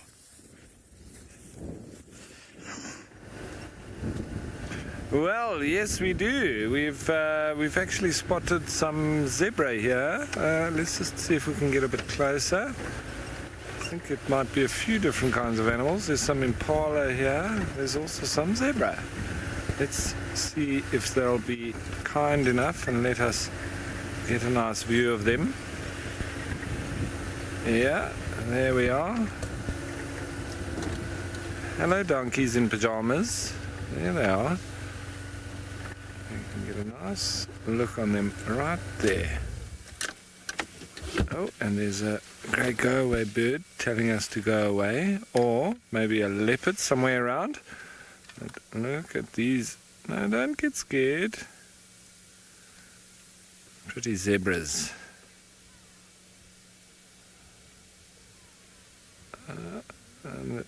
They're just going into the thicket there. Might come out. They're not really thicket type animals. They are bulk grazers, so they prefer the grasslands or where there's a lot more grass. Pretty animals. Yeah, nice with the light like that, hey? That's very cool. There, they're going to start grazing again. There we are. So much like the zebra have their individualistic stripe pattern, it's very almost the same with leopards and their spot pattern. And it's also one of the reasons why when a zebra gives birth, it will separate itself from the herd and then and stay away from the herd. Sometimes it can be even up to about 2 weeks, I've heard of. It's normally just a couple of days, and in that time, the mother and the foal both imprint on their brains the smell of each other, the stripe pattern, their sort of characteristics, their traits, and a real bonding session in that little isolated period when the foal is born. And so then after that, they can identify each other rather easily once they rejoin the herd. Much like even, often people would say to me with like the seals in the Cape Cross seal colony, I mean, it looks like chaos. And you've got these little seals that the mothers leave them to go off and feed, and then they'll come back to find their pups. And even if they've moved, they'll still be able to find their own pups. And it's obviously that imprinting period is quite an important time.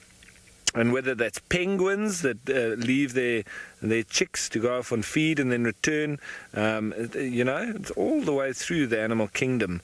That little imprinting period is very important.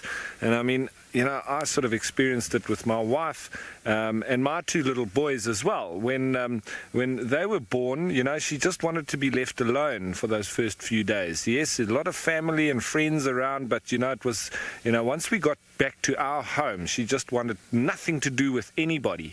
And obviously, down to a little bit of the trauma that, she's gone through as a mother, a human mother, but I think it's also a lot down to that natural instinct to imprint baby and mother on each other so that they can get the smells and the sounds and everything, and that little relationship going. So I think it's very important for, most mammals, if not all of them, that little isolated period, whether it's directly after birth or just shortly after, important for the mother and the child or the offspring to spend that time.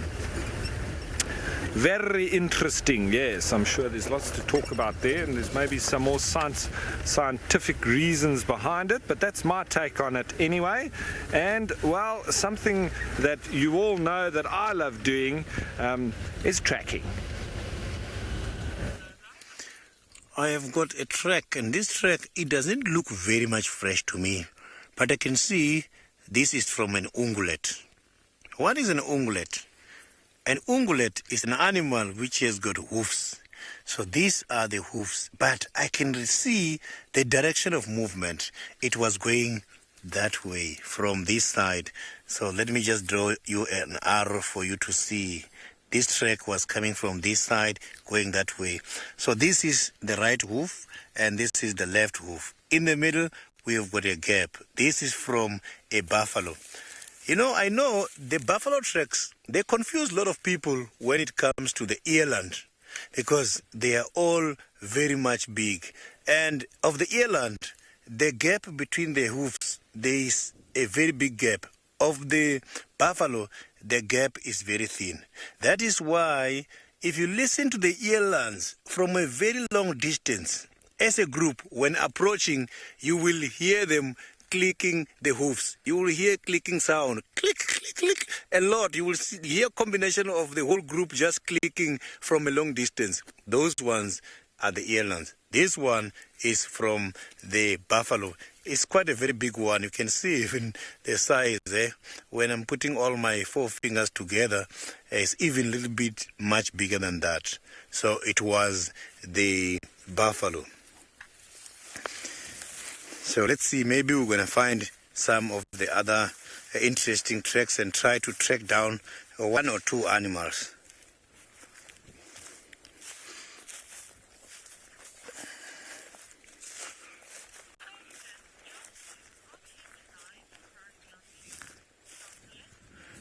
Chaplain, at this stage, the lions, they are still by our adjacent prohibited properties. Yes, they are around Djuma, but not yet with us. So that is why it's very much difficult to find them. But they are just coming and going. They will hopefully come back anytime soon. Yes, in Djuma, we do have the lion as part of the Big Five, as we are a Big Five game reserve.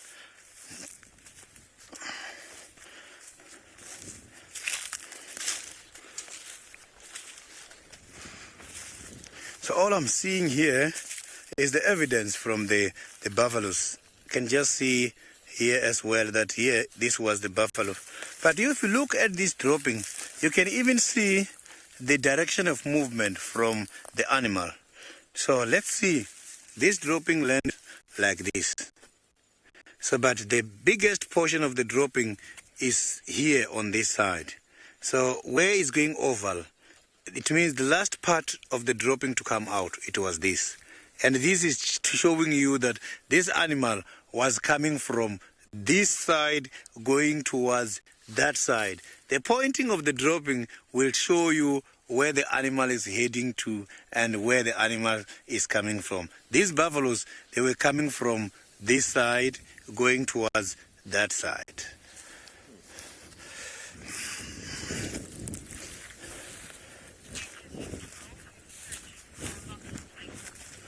So let's go to another search. Ralph is also searching some other lot of interesting things for you this afternoon.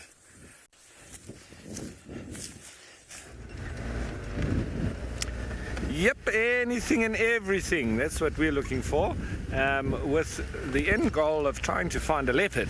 So I'm coming in the area where I have found Thandi and Tlalamba quite regularly, and also I've found that the elephants like moving along this drainage line here as well.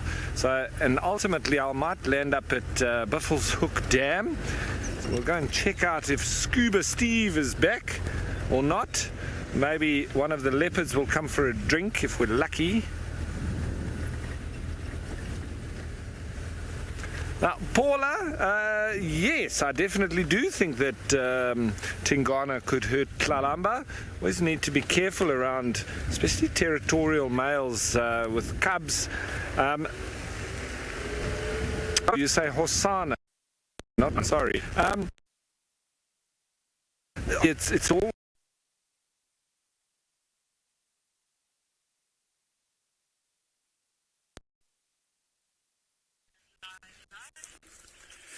I am still here in this area trying to see if we can find something. But now I want to ask you a question. So tell me, I can see this is quite a very beautiful tree. This is the russet bush willow. So which is the back side of a tree? Who can tell me? Which is the back side of a tree? Because I believe these trees, I hear people every time saying, no, I'm going to the back of that tree. So every time when I'm with the people in the bush, they always go to the back side. But to me, it's difficult to tell. Maybe you can assist me. Which is the back side of a tree?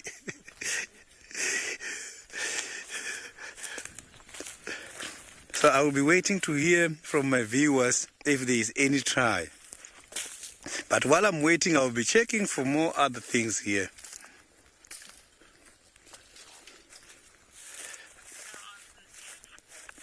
Yeah, while I'm waiting for these answers, I will be looking for the other interesting things around here.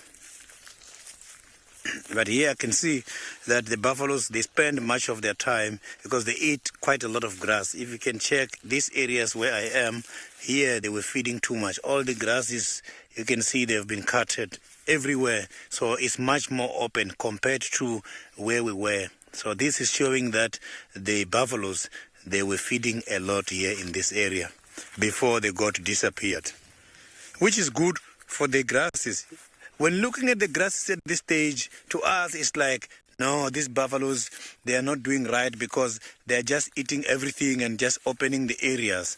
Yes, I agree with you.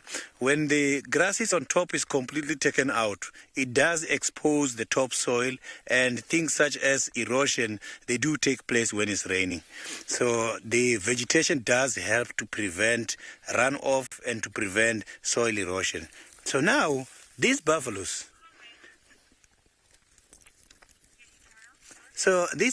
if you can check here, you will see they ate to a certain point, and also here to a certain point, and also there. These grasses are too clever. They hide away the growth points. It's not like the trees. Trees, they grow from the top. They grow from the top. These ones, right at the bottom, you can see there's even a green more stuff here. So this green is showing you that these grasses, they are still active, and they are just hiding their nutrients and everything under the ground. So now it's very much dry. They will come back again anytime soon, shortly after the first rains. So I'm just going to take another question or a comment from the control.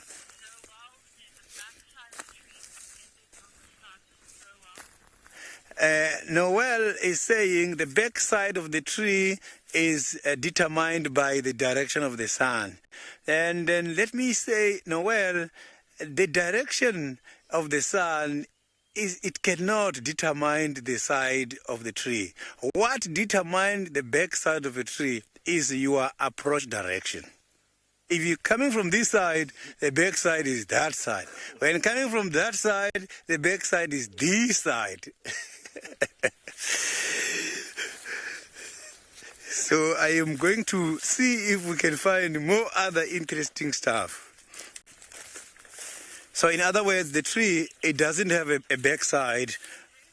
Those are some of the things that we normally create because of the approach direction. So let's go to Ralph and see what Ralph is doing on the other side.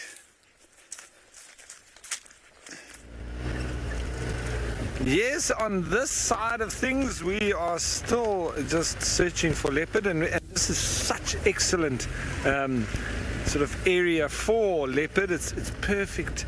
There's lots of bushbuck, nyala and kudu that move through these here next to this drainage line, and I'm making my way up towards Buffels Hook now, so not too far from the Buffels Hook waterhole.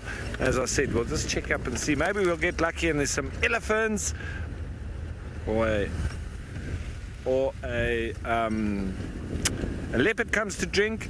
Now, Bobby, we don't get raccoons here, but what we do get are striped polecats, a little bit more like a skunk, I would say, but I'm just thinking of the little things that do look similar to a raccoon, and obviously honey badger. I think a raccoon is sort of badgerish, isn't it? It might be slightly different, but so honey badgers, striped polecats. What else would be quite similar to a raccoon? Maybe, I mean, a jackal is not really, but it's not too far off. But yeah, so no, there's no raccoons here.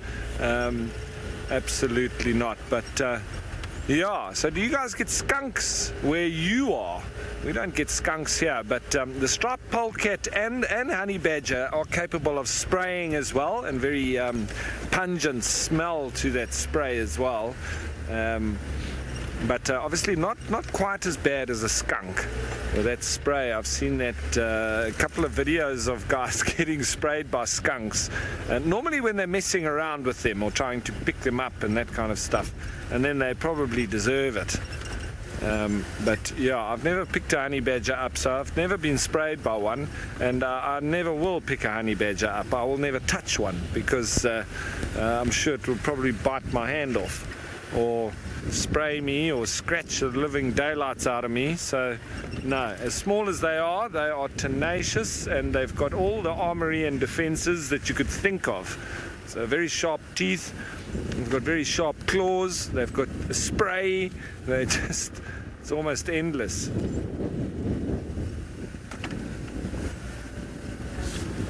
Now, MK, yes, honey badgers do eat honey. It's not the only thing that they eat. They eat all sorts. So pretty similar to baboons. They'll eat all sorts of things. They do like digging out dung balls that the dung beetles have made, especially now in the winter times when the larvae and the grubs are inside that dung.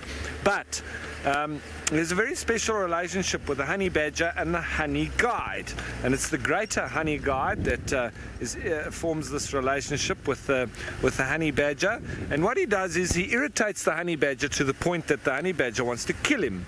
And then flies just in front of his nose that he can't get him and leads him towards where there is some African honeybees nesting, and that's where they'll go into. Once the honey badger then realizes that there's a hive there, he'll start to break that open, and not quite like the myth suggests that the honey badger then goes, "Thank you, Mr. Honey Guide," and leaves him a piece of honey. It doesn't work like that. He's just a very messy eater. So he breaks open, and there's only one spot right on the tip of his nose that the bees can actually sting him. And other than that, he's pretty defended, well, with the thick skin that he's got and lots of fur. So he breaks it open. He starts to feed on all on the honey and the comb. And when he's finished, he walks off, and obviously leaving some scraps for the honey guide to feed on. So that's the relationship there. Now, it's known with the Khoisan or the Bushman people because these honey guides, they'll also come to us when we're out on foot. And it's happened to me many times that we've actually followed the honey guide and we see a beehive there. But obviously, not having the tools to open it, we are obviously scared to get stung.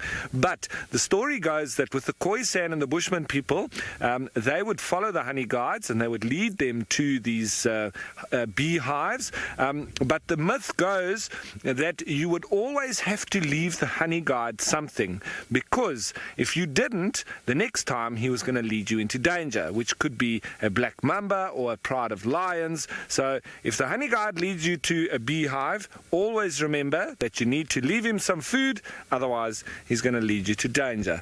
Now, it looks like Buffelshoek Waterhole is absolutely bare. There's not even Scuba Steve, but I hear that Tristan has at least found something.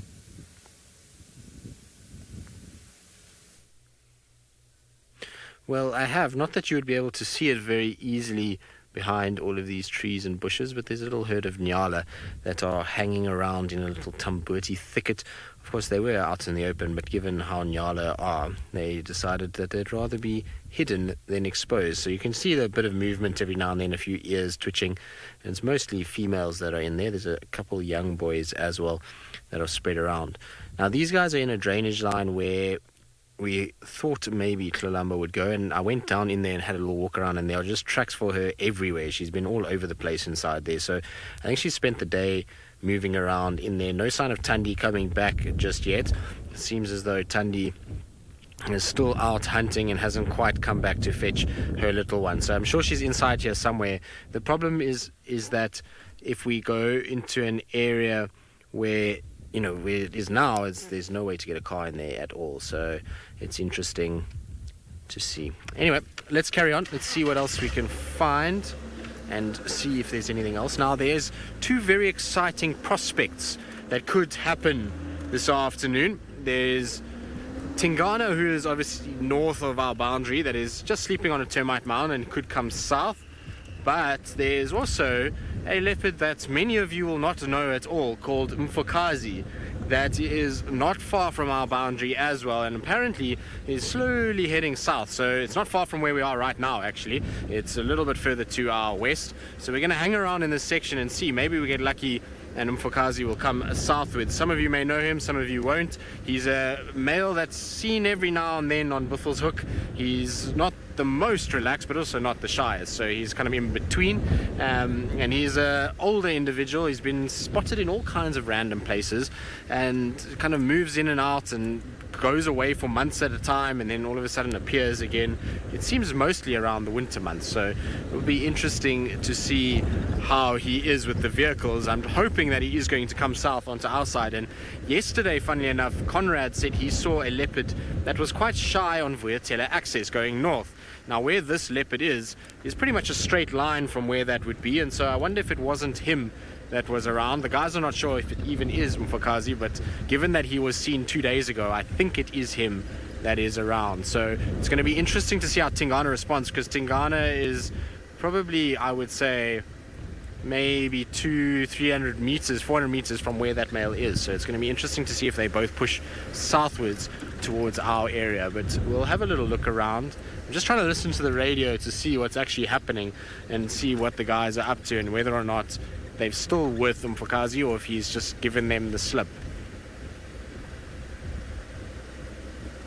Now it sounds like there's a female leopard in that area too. So skittish female, skittish male and Tingana all in the same spot just north of us, which is interesting. Let's have a look. Let's just go slowly along the boundary here. Maybe, just maybe, we're going to get lucky and one of them is going to pop out in front of us. So it will be still a little bit further west of where we are now, but it sounds like maybe that's why Tingana and Tundi were on such a mission this morning, moving in this direction. Maybe they picked up something that we don't know about and they've headed off in this area to try and solve the conundrum that's of any intruders coming into their area. It's crazy though. It just goes to show you there's lots happening on Buffelshoek. We just don't really know about it at all. Good, well, we're going to head off into that area. We're going to sit and be patient. While we do that, let's send you across to Sydney, who's still traipsing about in the middle of the bushes. I am still looking and looking and looking, and these insects and these arachnids and these birds, they are hiding. So, but here I want to check something. So I've got some of the droppings here, and these droppings, they are from the elephant. So I know some of the people from Africa, they're using this in order to chase away mosquitoes, and some other also people from overseas, when they come to South Africa, they want to experience this. So I just want to give you a safety measure to say, when you are trying to chase away the mosquitoes, make use of the elephant droppings. You must be very careful, because let's look now. The elephant droppings is consisted of the grass, it's consisted of the leaves, it's consisted of the sticks. Let me just open this one and see. It's consisted of the sticks. And these things, if you put some fire on it, it is going to burn. Slowly at the beginning, you're going to enjoy the smoke. But when sleeping, possibilities of this to catch flames are very high because of the sticks and the leaves, which is not finally digested. So for the elephants, you must be careful. You must create a smoke and then you must kill it. But when it comes to this one, this is from a buffalo. So the buffalo as well and the domestic cows, we use these things to chase mosquitoes. If you can check the buffalo's droppings, if you look there, everything is finally digested. If you burn this, it's not going to burn into flames. It's just going to burn silently. You will just see all the ashes, smoke coming, and just ashes until it's finished. But the elephant one, you must have to be very much careful. They are both mosquito repellents, but I prefer this one because there is a lot of safety on it than the elephant one.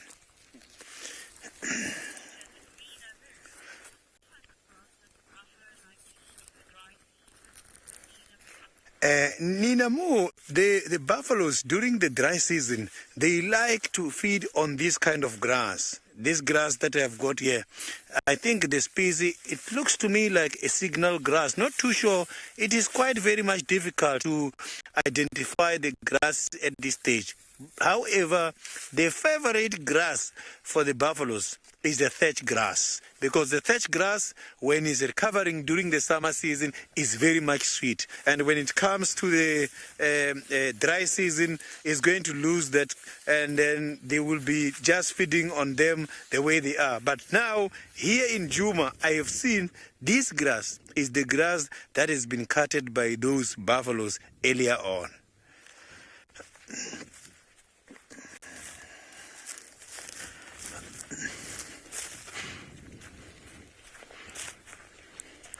can see these buffaloes spend much time also.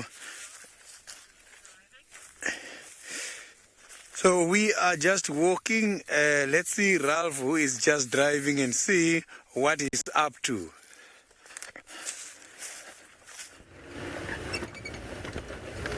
Well, just coming past where the Nkuhumas killed that buffalo, just down in this drainage here off where we're driving at the moment. This is now Hyena Road, as I've just looped back in from the Buffalo's Hook corner.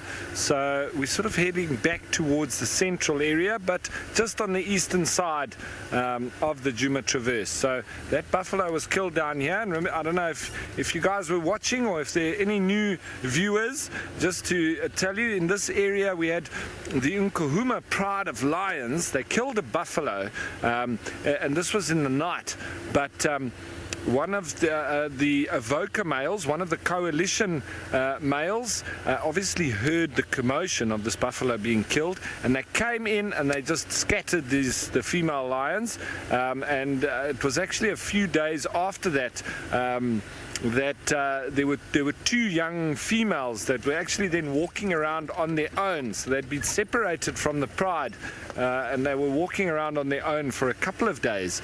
We actually tracked them on foot initially, and then I found them with the vehicle again and followed them, and it was quite anxious period, because we didn't know if they were going to get back to the rest of the pride or not. Anyway, eventually it all worked out, and those two youngsters just literally walked on the path that the Nkuhuma Pride had been moving along for the days previous to that, and eventually they linked up. So it was would have been nice to see them actually come together again after those few days being apart, because lions are very touchy-feely, and they rub up against each other, and even if they've been away from each other for a couple of hours. So after a few days, I can imagine that the greeting ceremonies there must have been quite elaborate, and I think those two youngsters probably had their first few nights out alone in the bush, and so I think they probably were quite scared, and very relieved to join up with the pride once again. So that would have been awesome to see. Much as watching Tandi, Tlalamba and Hosana walking together, and from the tracks before the gremlins attacked us, when I was trying to tell you that, the tracks didn't just suggest, they showed us that Hosana and Tlalamba were playing, and both Herbie and myself, we can both hold our own tracking, and we both agreed that they were definitely playing with each other. And Senzo, the cameraman, he agreed as well, so he's evidence. So between the three of us, we all concurred that there was definite playfulness going on with Tlalamba and Hosana. And you could see the way that one of them was sort of waiting up behind a little branch as the other one walked past, and jumping and playing and probably rolling as well, because we did see some scuff marks on the ground where one was possibly rolled by the other. And definitely playful nature that. I've seen it with lions as well. In fact, after I got charged by three male lions, we then followed their tracks afterwards, and we realized that they had actually been charging us as a bit of their start to the game that they were playing for the rest of the evening, because after they charged us for 20 minutes, and it was very quite scary, after that the tracks showed that they were doing exactly that, ambushing each other and playing, and so yeah, but you can tell a lot from the tracks, and it was clear as daylight that those guys were playing. So it would have been wonderful to watch. And that's not the only wonderful thing to watch. We're heading into that period now of the golden light, and I just love it at this time.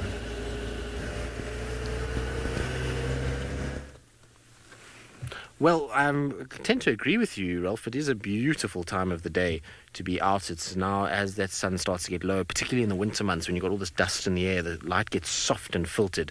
Now, you're looking straight north at the moment, well, northwest, should I say, into Buffalo's Hook, and if you look very, very carefully, if Fergus punches in quite far, you will see that there are a few cars. Now, that is where Tingana is currently sitting. Can we even see him? Maybe we can see him on a mound. Can we see him? I don't know which way everybody's looking, but apparently Tingana is sitting there somewhere. So that's where he is at the moment. I think maybe let's go to the right a little bit. Fergus, is there a tree or a mound there? I don't see anything. I'm battling to find him on top there, but maybe he's on top of that mound. Anyway, that's roughly where Tingana is. Now, to the right of that is where this Mfokazi or other male leopard was seen, moving in this direction, and then to the right of that would then be where that female leopard was spotted, also moving in this sort of southeasterly direction. Very skittish, apparently. Rexon tells me that she was not even looking at him, is just head down and running through the bushes. So not sure who she is. I would imagine it's the female that had the 2 cubs last year, and so I think that would be who it is, but I'm not sure which female that is. Nobody actually knows, I don't think. So what we're doing now is we're just sitting very patiently and waiting in the hope that maybe, just maybe, Tingana or one of these leopards decides to grace us with their presence and head south. It's a worthwhile wait. It's not exactly far from the boundary, and if there's a leopard moving slowly southwards, well, you never know. Maybe we're going to get lucky and we're actually going to see anything. We'll see something, should I say, and we'll get one of these leopards coming down. I would be quite happy to find him for Kazi, because I don't think we've ever had him on a live drive. Right, now while we sit and be patient, let's send you back across to Sydney, who's got a golden something, but I didn't quite hear what. I have got a very big hole. I am trying to check here who dug this hole. The hole is quite very much big. There's nothing in here I'm seeing now, but this hole has been dug by the artifact. So I'm convinced enough, because there's even other evidences here nearby. But looking at the size of the hole, you can see the artifacts, they can dig very deep holes. Artifact can be able to dig a hole of 6 meters down in less than 15 minutes time. So they are faster than a team of men. Look, now the spiders are using this area in order to catch the insects. So the spiders are very much opportunistic. So now, this artifact, I've got something here. I've got some droppings here. So these droppings, I'm not too sure which animal left these droppings here. There's no other sign I'm seeing. So these droppings, are they from the artifact or is from another animal? So artifact, what do they eat? The artifacts, they eat ants and they eat termites. Let's open here just to check what is inside. This one, it doesn't eat ants and it doesn't eat the termites, because there is no chitin. Chitin is just the skin for these insects. The skin which is covering the outer layer of the ants and also of the termites. So these things, you can see this one, it was not an artifact. So it means it was one of the grazers or one of the browsers here. So the artifact, he did not leave behind any evidence. Oh, I can see David just fell into the artifact hole. Are you okay? Okay. So you can see the artifact here. It seems like the artifact dug quite a lot of false holes. Maybe he was staying here because he's digging, looking for the diet, and some of the areas they are digging in order to stay in. And where they are staying, chances of creating false holes just to mislead the predators can be very much high. So I'm glad that David is not injured. Paula, the chances of seeing the artifacts during the dry season, during the daytime, they are very much high. Only during the summer season you will see them at night. They are very much nocturnal. During the day, in the area where they don't get disturbed, and if there is a little bit of insects such as ants and termites available, they've got to come out early for foraging purposes. And they can travel very long distances. So I just woke up someone, it was a francolin. So they can be able to go for about 12, 16 kilometers every night according to the availability of food.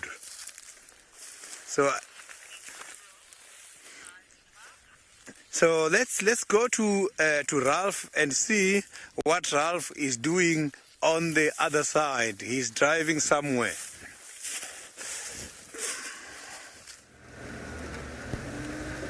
Yes, I am, and I'm just checking some tracks here because we're coming down again towards the Mlawati. We've got lots of Nyala tracks. There were some baboon tracks a little bit further back. I think there's also hyena tracks. Yes, there is hyena tracks. There's squirrel tracks. There's mongoose tracks. Lots of tracks, but not the one we want. And that is a leopard track. Here is a spurfowl track. Baboon tracks again. So there's lots of tracks around. We saw those baboons. I think they may have crossed here and then gone on to the other side. And as I say, they were also then in the staff quarters just after around breakfast time, I would say. It was probably while we were all having breakfast that the area or the coast was clear for the baboons to go in there.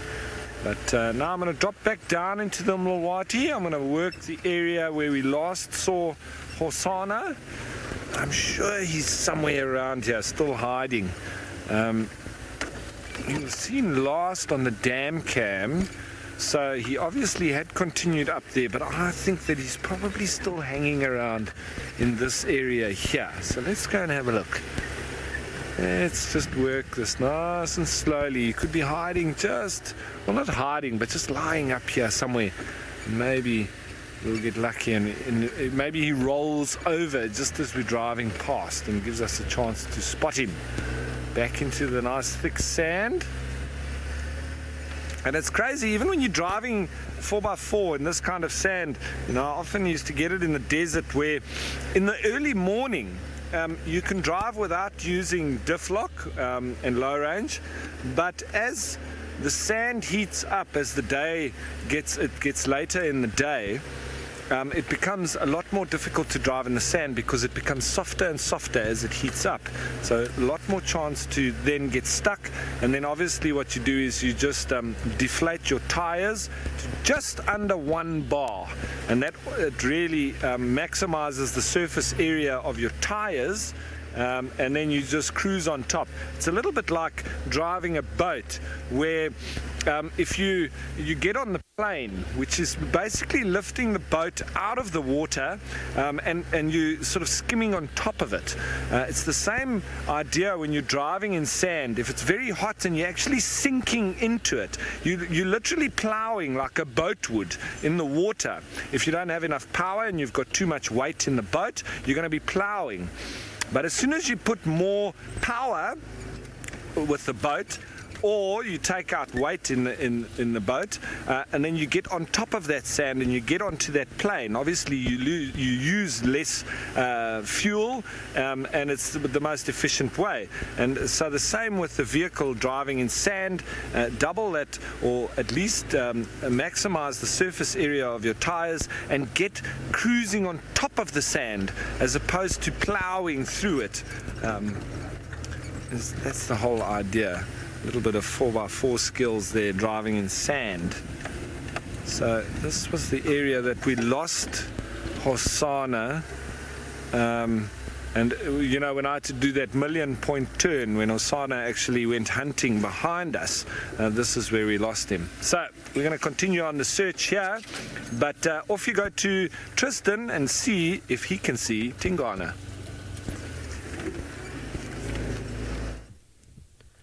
Well, we couldn't see Tingana earlier, but we can now because he's taken camouflage inside of the car. Well, that's what it looks like, doesn't it? There you go. You can see he's turning to face us. So exactly where that vehicle is, in the middle row of seats, is his head that is on top of a termite mound. But it almost looks like he's just joined them for a safari, and he's busy looking around at the moment. It's not an ideal view. It is seriously far. It's on really a long way away, but at least that's where our boy is sitting, and we managed to just snipe a little view at this stage. I'm sitting here just in the hope that the other male comes in our direction and moves this way and we get to bump into him. That's the only reason we're sitting here for now. Tingana looks as though he's very alert facing eastwards, which is where that male was last seen, and so It could also be that male has turned and gone back north. He could have gone further east. It's very difficult to say. No one is following him, and so it's just a off chance that he does come. But the Duke is looking, well, ever so stately, sitting on his mound at the moment.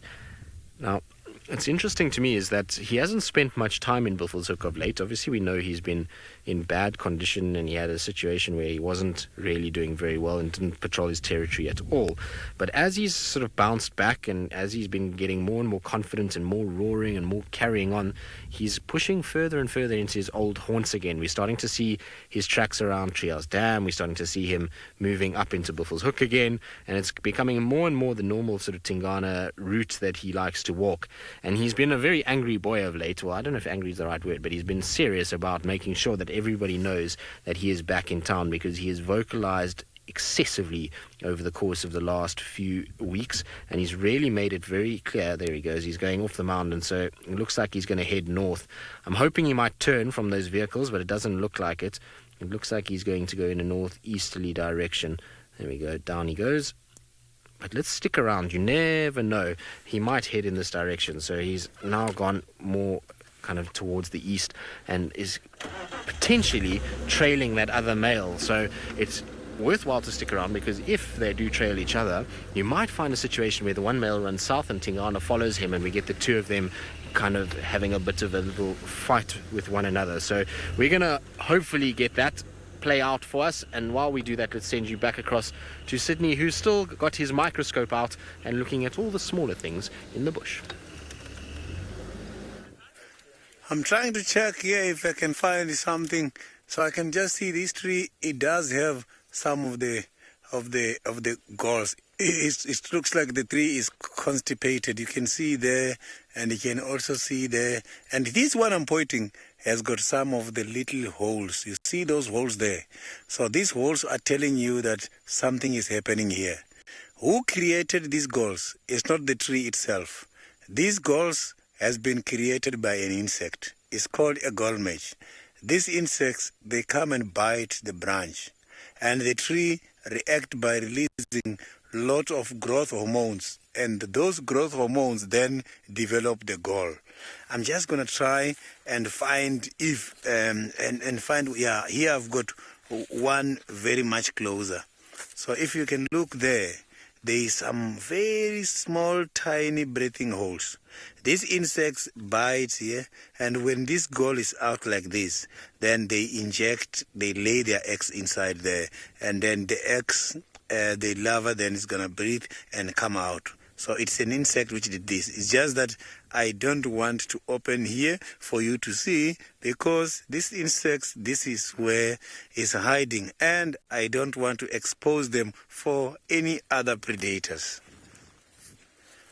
So the name of the tree is called the Tamboti tree. They target too much the Tamboti trees. And these insects are very much safe here, because Tamboti trees are the poisonous trees. It's one of those trees you cannot use the wood for drying purposes. And not all animals are interested, browsers, to come and eat here. So these insects, they are very much safe here.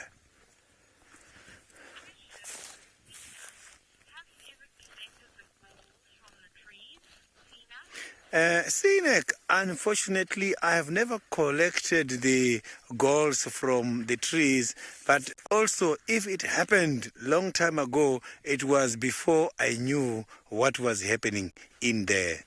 But I have collected quite a lot of things from this kind of trees, because some of the trees, some of the insects, they make honey. Not only the bees make honey, there is some other insects that I know, they fly and they stay in some of these trees, and we used to crack them just to get hold of the honey in there.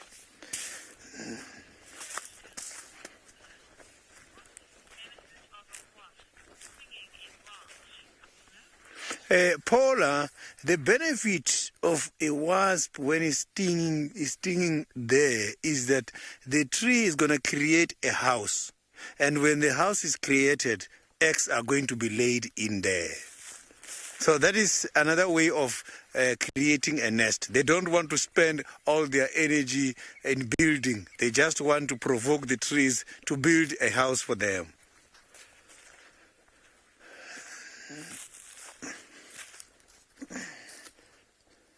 There's quite a lot of same species, a lot of tamboti trees. So if you look at this bark, I am very much interested on these tamboti tree barks. Look at the trunk. You can see this trunk. It looks like a skin of one of the animals. If you look at this, it looks like a crocodile skin. Look at this. This looks like a crocodile skin. Beautiful, isn't it? So these trees, they are poisonous. But you're not going to believe that a poisonous tree can be killed by one of the small animals, such as a porcupine.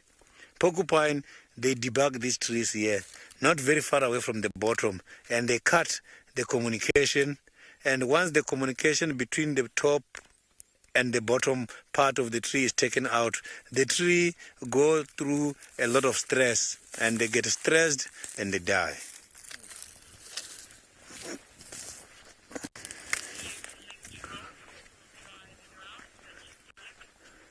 So let's see, Ralph is driving around, he's searching for the leopards and see how he's doing.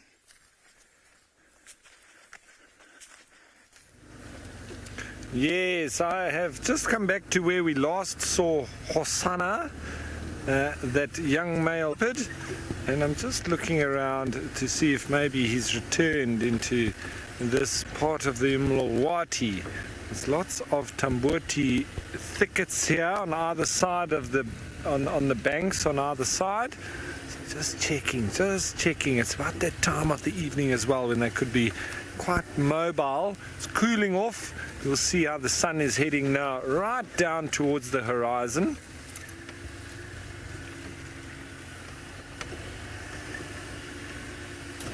Now, Mike,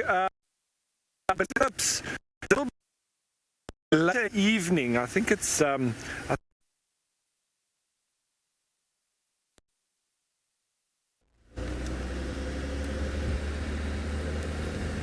Well, unfortunately, it sounds like Ralph's got a few gremlins in that area, but I'm not sure Hosanna will still be around that section. We know that he was at the dam at around sort of 10 o'clock, so maybe Ralph needs to just check a little bit further to the north and see what he can get. But we've unfortunately lost view of Tingana. He's gone down and he's now lying on a dam wall just to our north called Rhino Rubbing Post Row or Dam or something like that.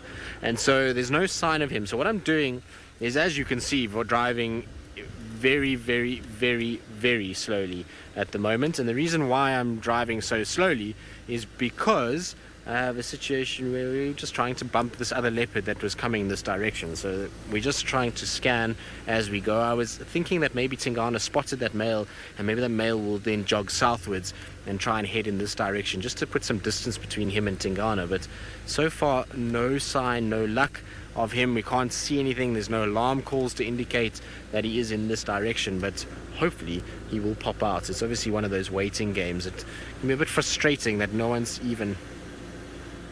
there we go. So, talking about dam cams, it sounds as though Hosanna has just popped out at the dam cam. So they must have a kill somewhere there, which is fantastic news. So I'm glad Ralph will be close enough to go and see. We had a feeling that he was in that area, so I'm glad that he has popped out.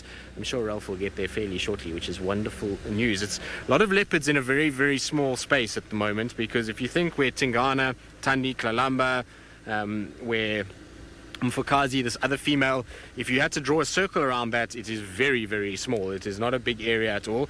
So there's a lot of leopards hanging around in the same area, and it's because of the Mulwati and water. There's no other water anywhere else, and that's why the leopards are all being drawn to that section. But no luck yet, I'm afraid, for these other leopards. I wonder where Hosanna has been and what he's been eating, because now that he's arrived at the dam, I'm 99% sure he's been on a kill yesterday and during the course of the night before. I'm pretty sure that's what he's been doing and eating. And while we contemplate what he's been up to, let's send you across to Ralph, who I think has arrived at Hosanna, and he can tell us whether or not he's got a full belly.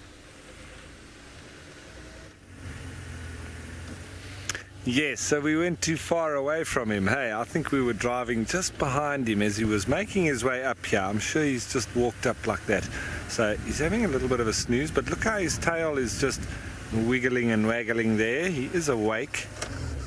he's not fully asleep, but we can just sit now and watch Mr. Hosanna. Thanks for showing yourself, buddy. And that was obviously spotted on the dam cam, so well done in FC, and I'm sure the guys operating the dam cam, well done, well spotted. I wonder, I'm sure he's just come up from the side. Can't see any tracks on the road, so I wonder if he's just popped up on top. But perfect. That's what we were looking for. A beautiful cat, isn't he? So looking now towards so Tristan was asking if his belly is full. It doesn't look like it from here, but I often find it a little bit difficult to tell when they're lying down, because you can often think that it's quite full when they're lying down, and then they stand up and they look quite empty. But for now, I would say not. He doesn't look full. But we'll be able to confirm that when he stands up. It's definitely not rotund. If he has eaten, he hasn't eaten a serious amount. Maybe eaten the scrubber here or two. See that tail, hey? It's almost got a mind of its own.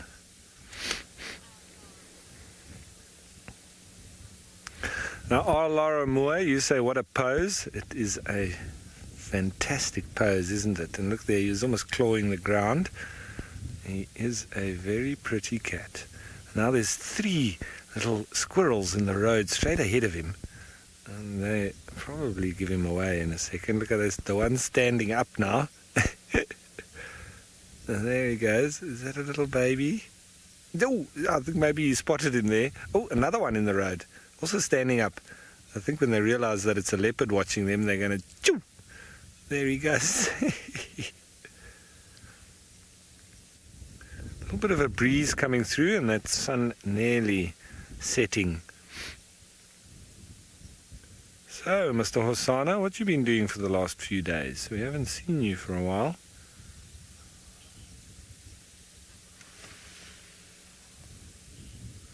Now, Ains, leopards are always alone because generally that's actually what cats do, from caracal to African wildcats, to cheetah to a large degree. They do form small coalitions, but generally that's sort of the evolved tactics and social behavior of cats. It's unusual for cats to walk around in groups. So I think that evolution-wise they've evolved to be solitary. And I think later on, the lions and cheetah have evolved sort of reverse into forming groups and coalitions, etc. So what leopards do is perfectly natural. And moving around on your own, with them being ambush hunters, makes a lot of sense, because if there's more of them around, it could result in them giving away their position. So hunting alone, using ambush, using stealth, just silent hunters they are, and very successful at that. The leopards are the most successful and adaptable cats around the world, and the biggest populations of them actually occur in pretty much in one of the largest cities on the planet, in Mumbai. And it's been well documented that there they live and feed on pigs. And they actually, with the thermal sort of cameras, they've been able to pick up how these leopards literally live in amongst humans without them even knowing it. And I've witnessed that myself with when I was studying in Pretoria in South Africa. We actually got called out to come and help dart a leopard that was living in a block of flats, and an old lady came out at 3 a.m. To let her dog out, and there was a leopard on the 4th floor staring at her in the face when she opened the door. So it was living in one of the little alleys where the dustbins were, and it was eating dogs and cats. So we went and helped dart it and take it out to one of the nature reserves. But yeah, you'll be surprised where leopards are found. think there's nothing around, but the tracks show that they're there. And in the farming areas and near to civilization, they don't make any noise, much like the jackals and hyenas. So I think, well, that's pretty much us for the rest of the drive. We're going to be hanging here with Hosana. He's eyeing up those impala, and the sun now starting to set. I am really enjoying the sunset at the moment with a little bit of cloud stripe there. This is lovely. So when the sun is going down like this, the insects I was looking for is going to be very difficult a little bit now for me to find them. Yes, some of these insects, they do come out during the night.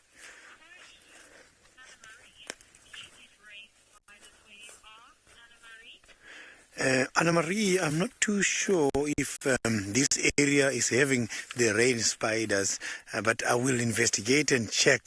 Coming back tomorrow, I will be very much well informed, knowing if the rain spiders are occurring here in Djuma. So I haven't seen a lot of spiders at this stage. I've just seen very few species. But I know, come rainy season, there will be just spider webs everywhere. So that is when I will see them.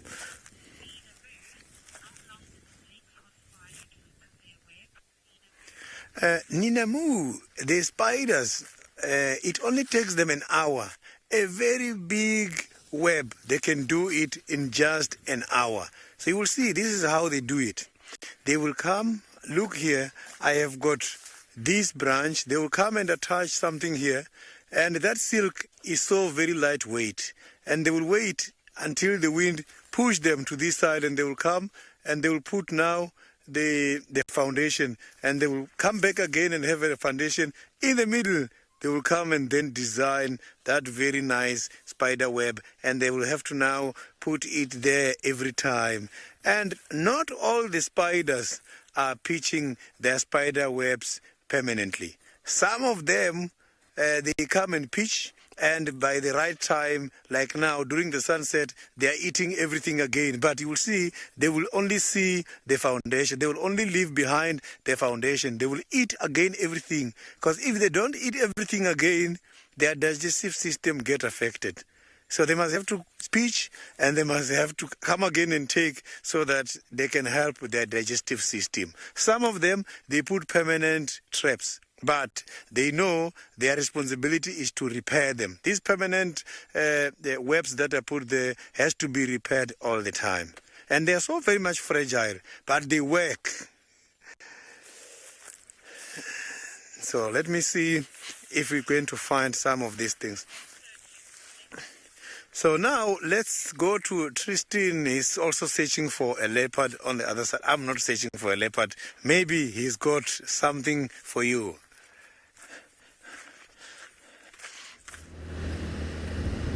Well, not at the moment, Sydney, but what we do have is just a total amount of chaos of tracks everywhere at the moment. There's going in all directions. There's male, females, walking up and down all over the fire break, and then there's tracks with what looks like the skittish female crossing into Djuma behind us. So while we were watching Tingana, it looks like she crossed over. I'm going to try and see if we can find her. I know that she is very shy, and so she's not on the fire break section on our right hand side, because we would have spotted her quite easily. So I think she's gone into a thicket, which is going to make it quite difficult. But there's just tracks all over the place. So I wonder what was going on here last night, that we had a situation where obviously Tandi was here and we have Tingana around, so maybe one of them killed something and they've all come in to investigate what's going on.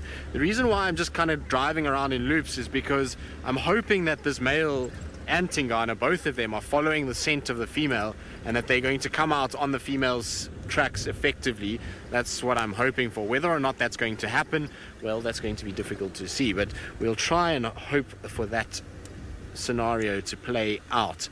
But this is roughly where I had the tracks for the female coming out from Buffelshoek, and they weren't here when we drove this road earlier, because I stopped and checked this junction quite thoroughly. So it should be just in front here.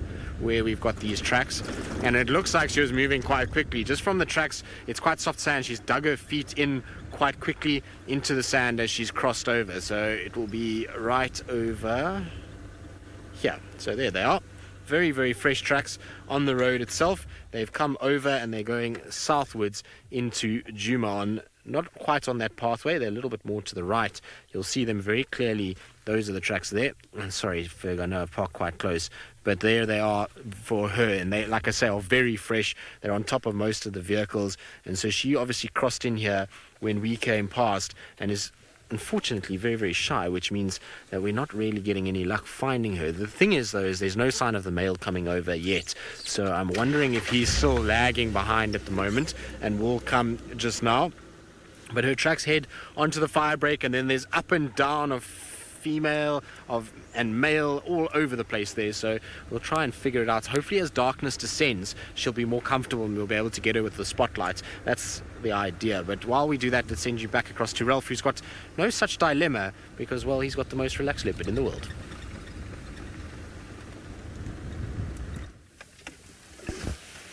That we do, and I've just missioned around so that we can get a nice front view of Hosana, because we don't want to be looking at the back of his head. So there we go. I didn't want to disturb him either by trying to slide past him. That would just be rude.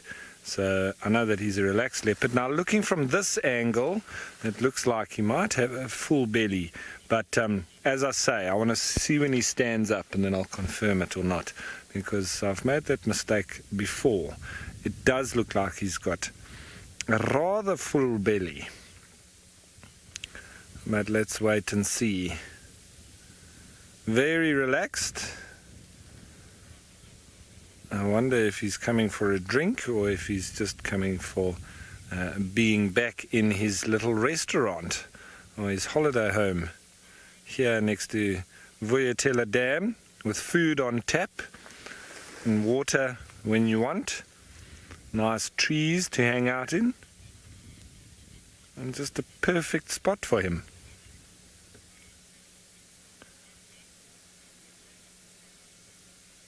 He is absolutely stunning, isn't he? So it seems like everybody agreeing.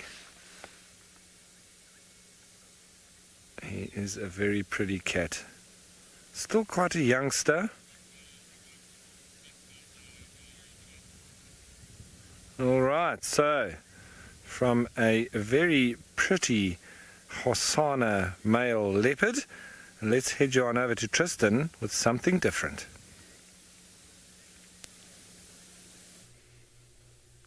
Well, it is something different, and it's the talk of the town at the moment. The very big full moon that is coming out.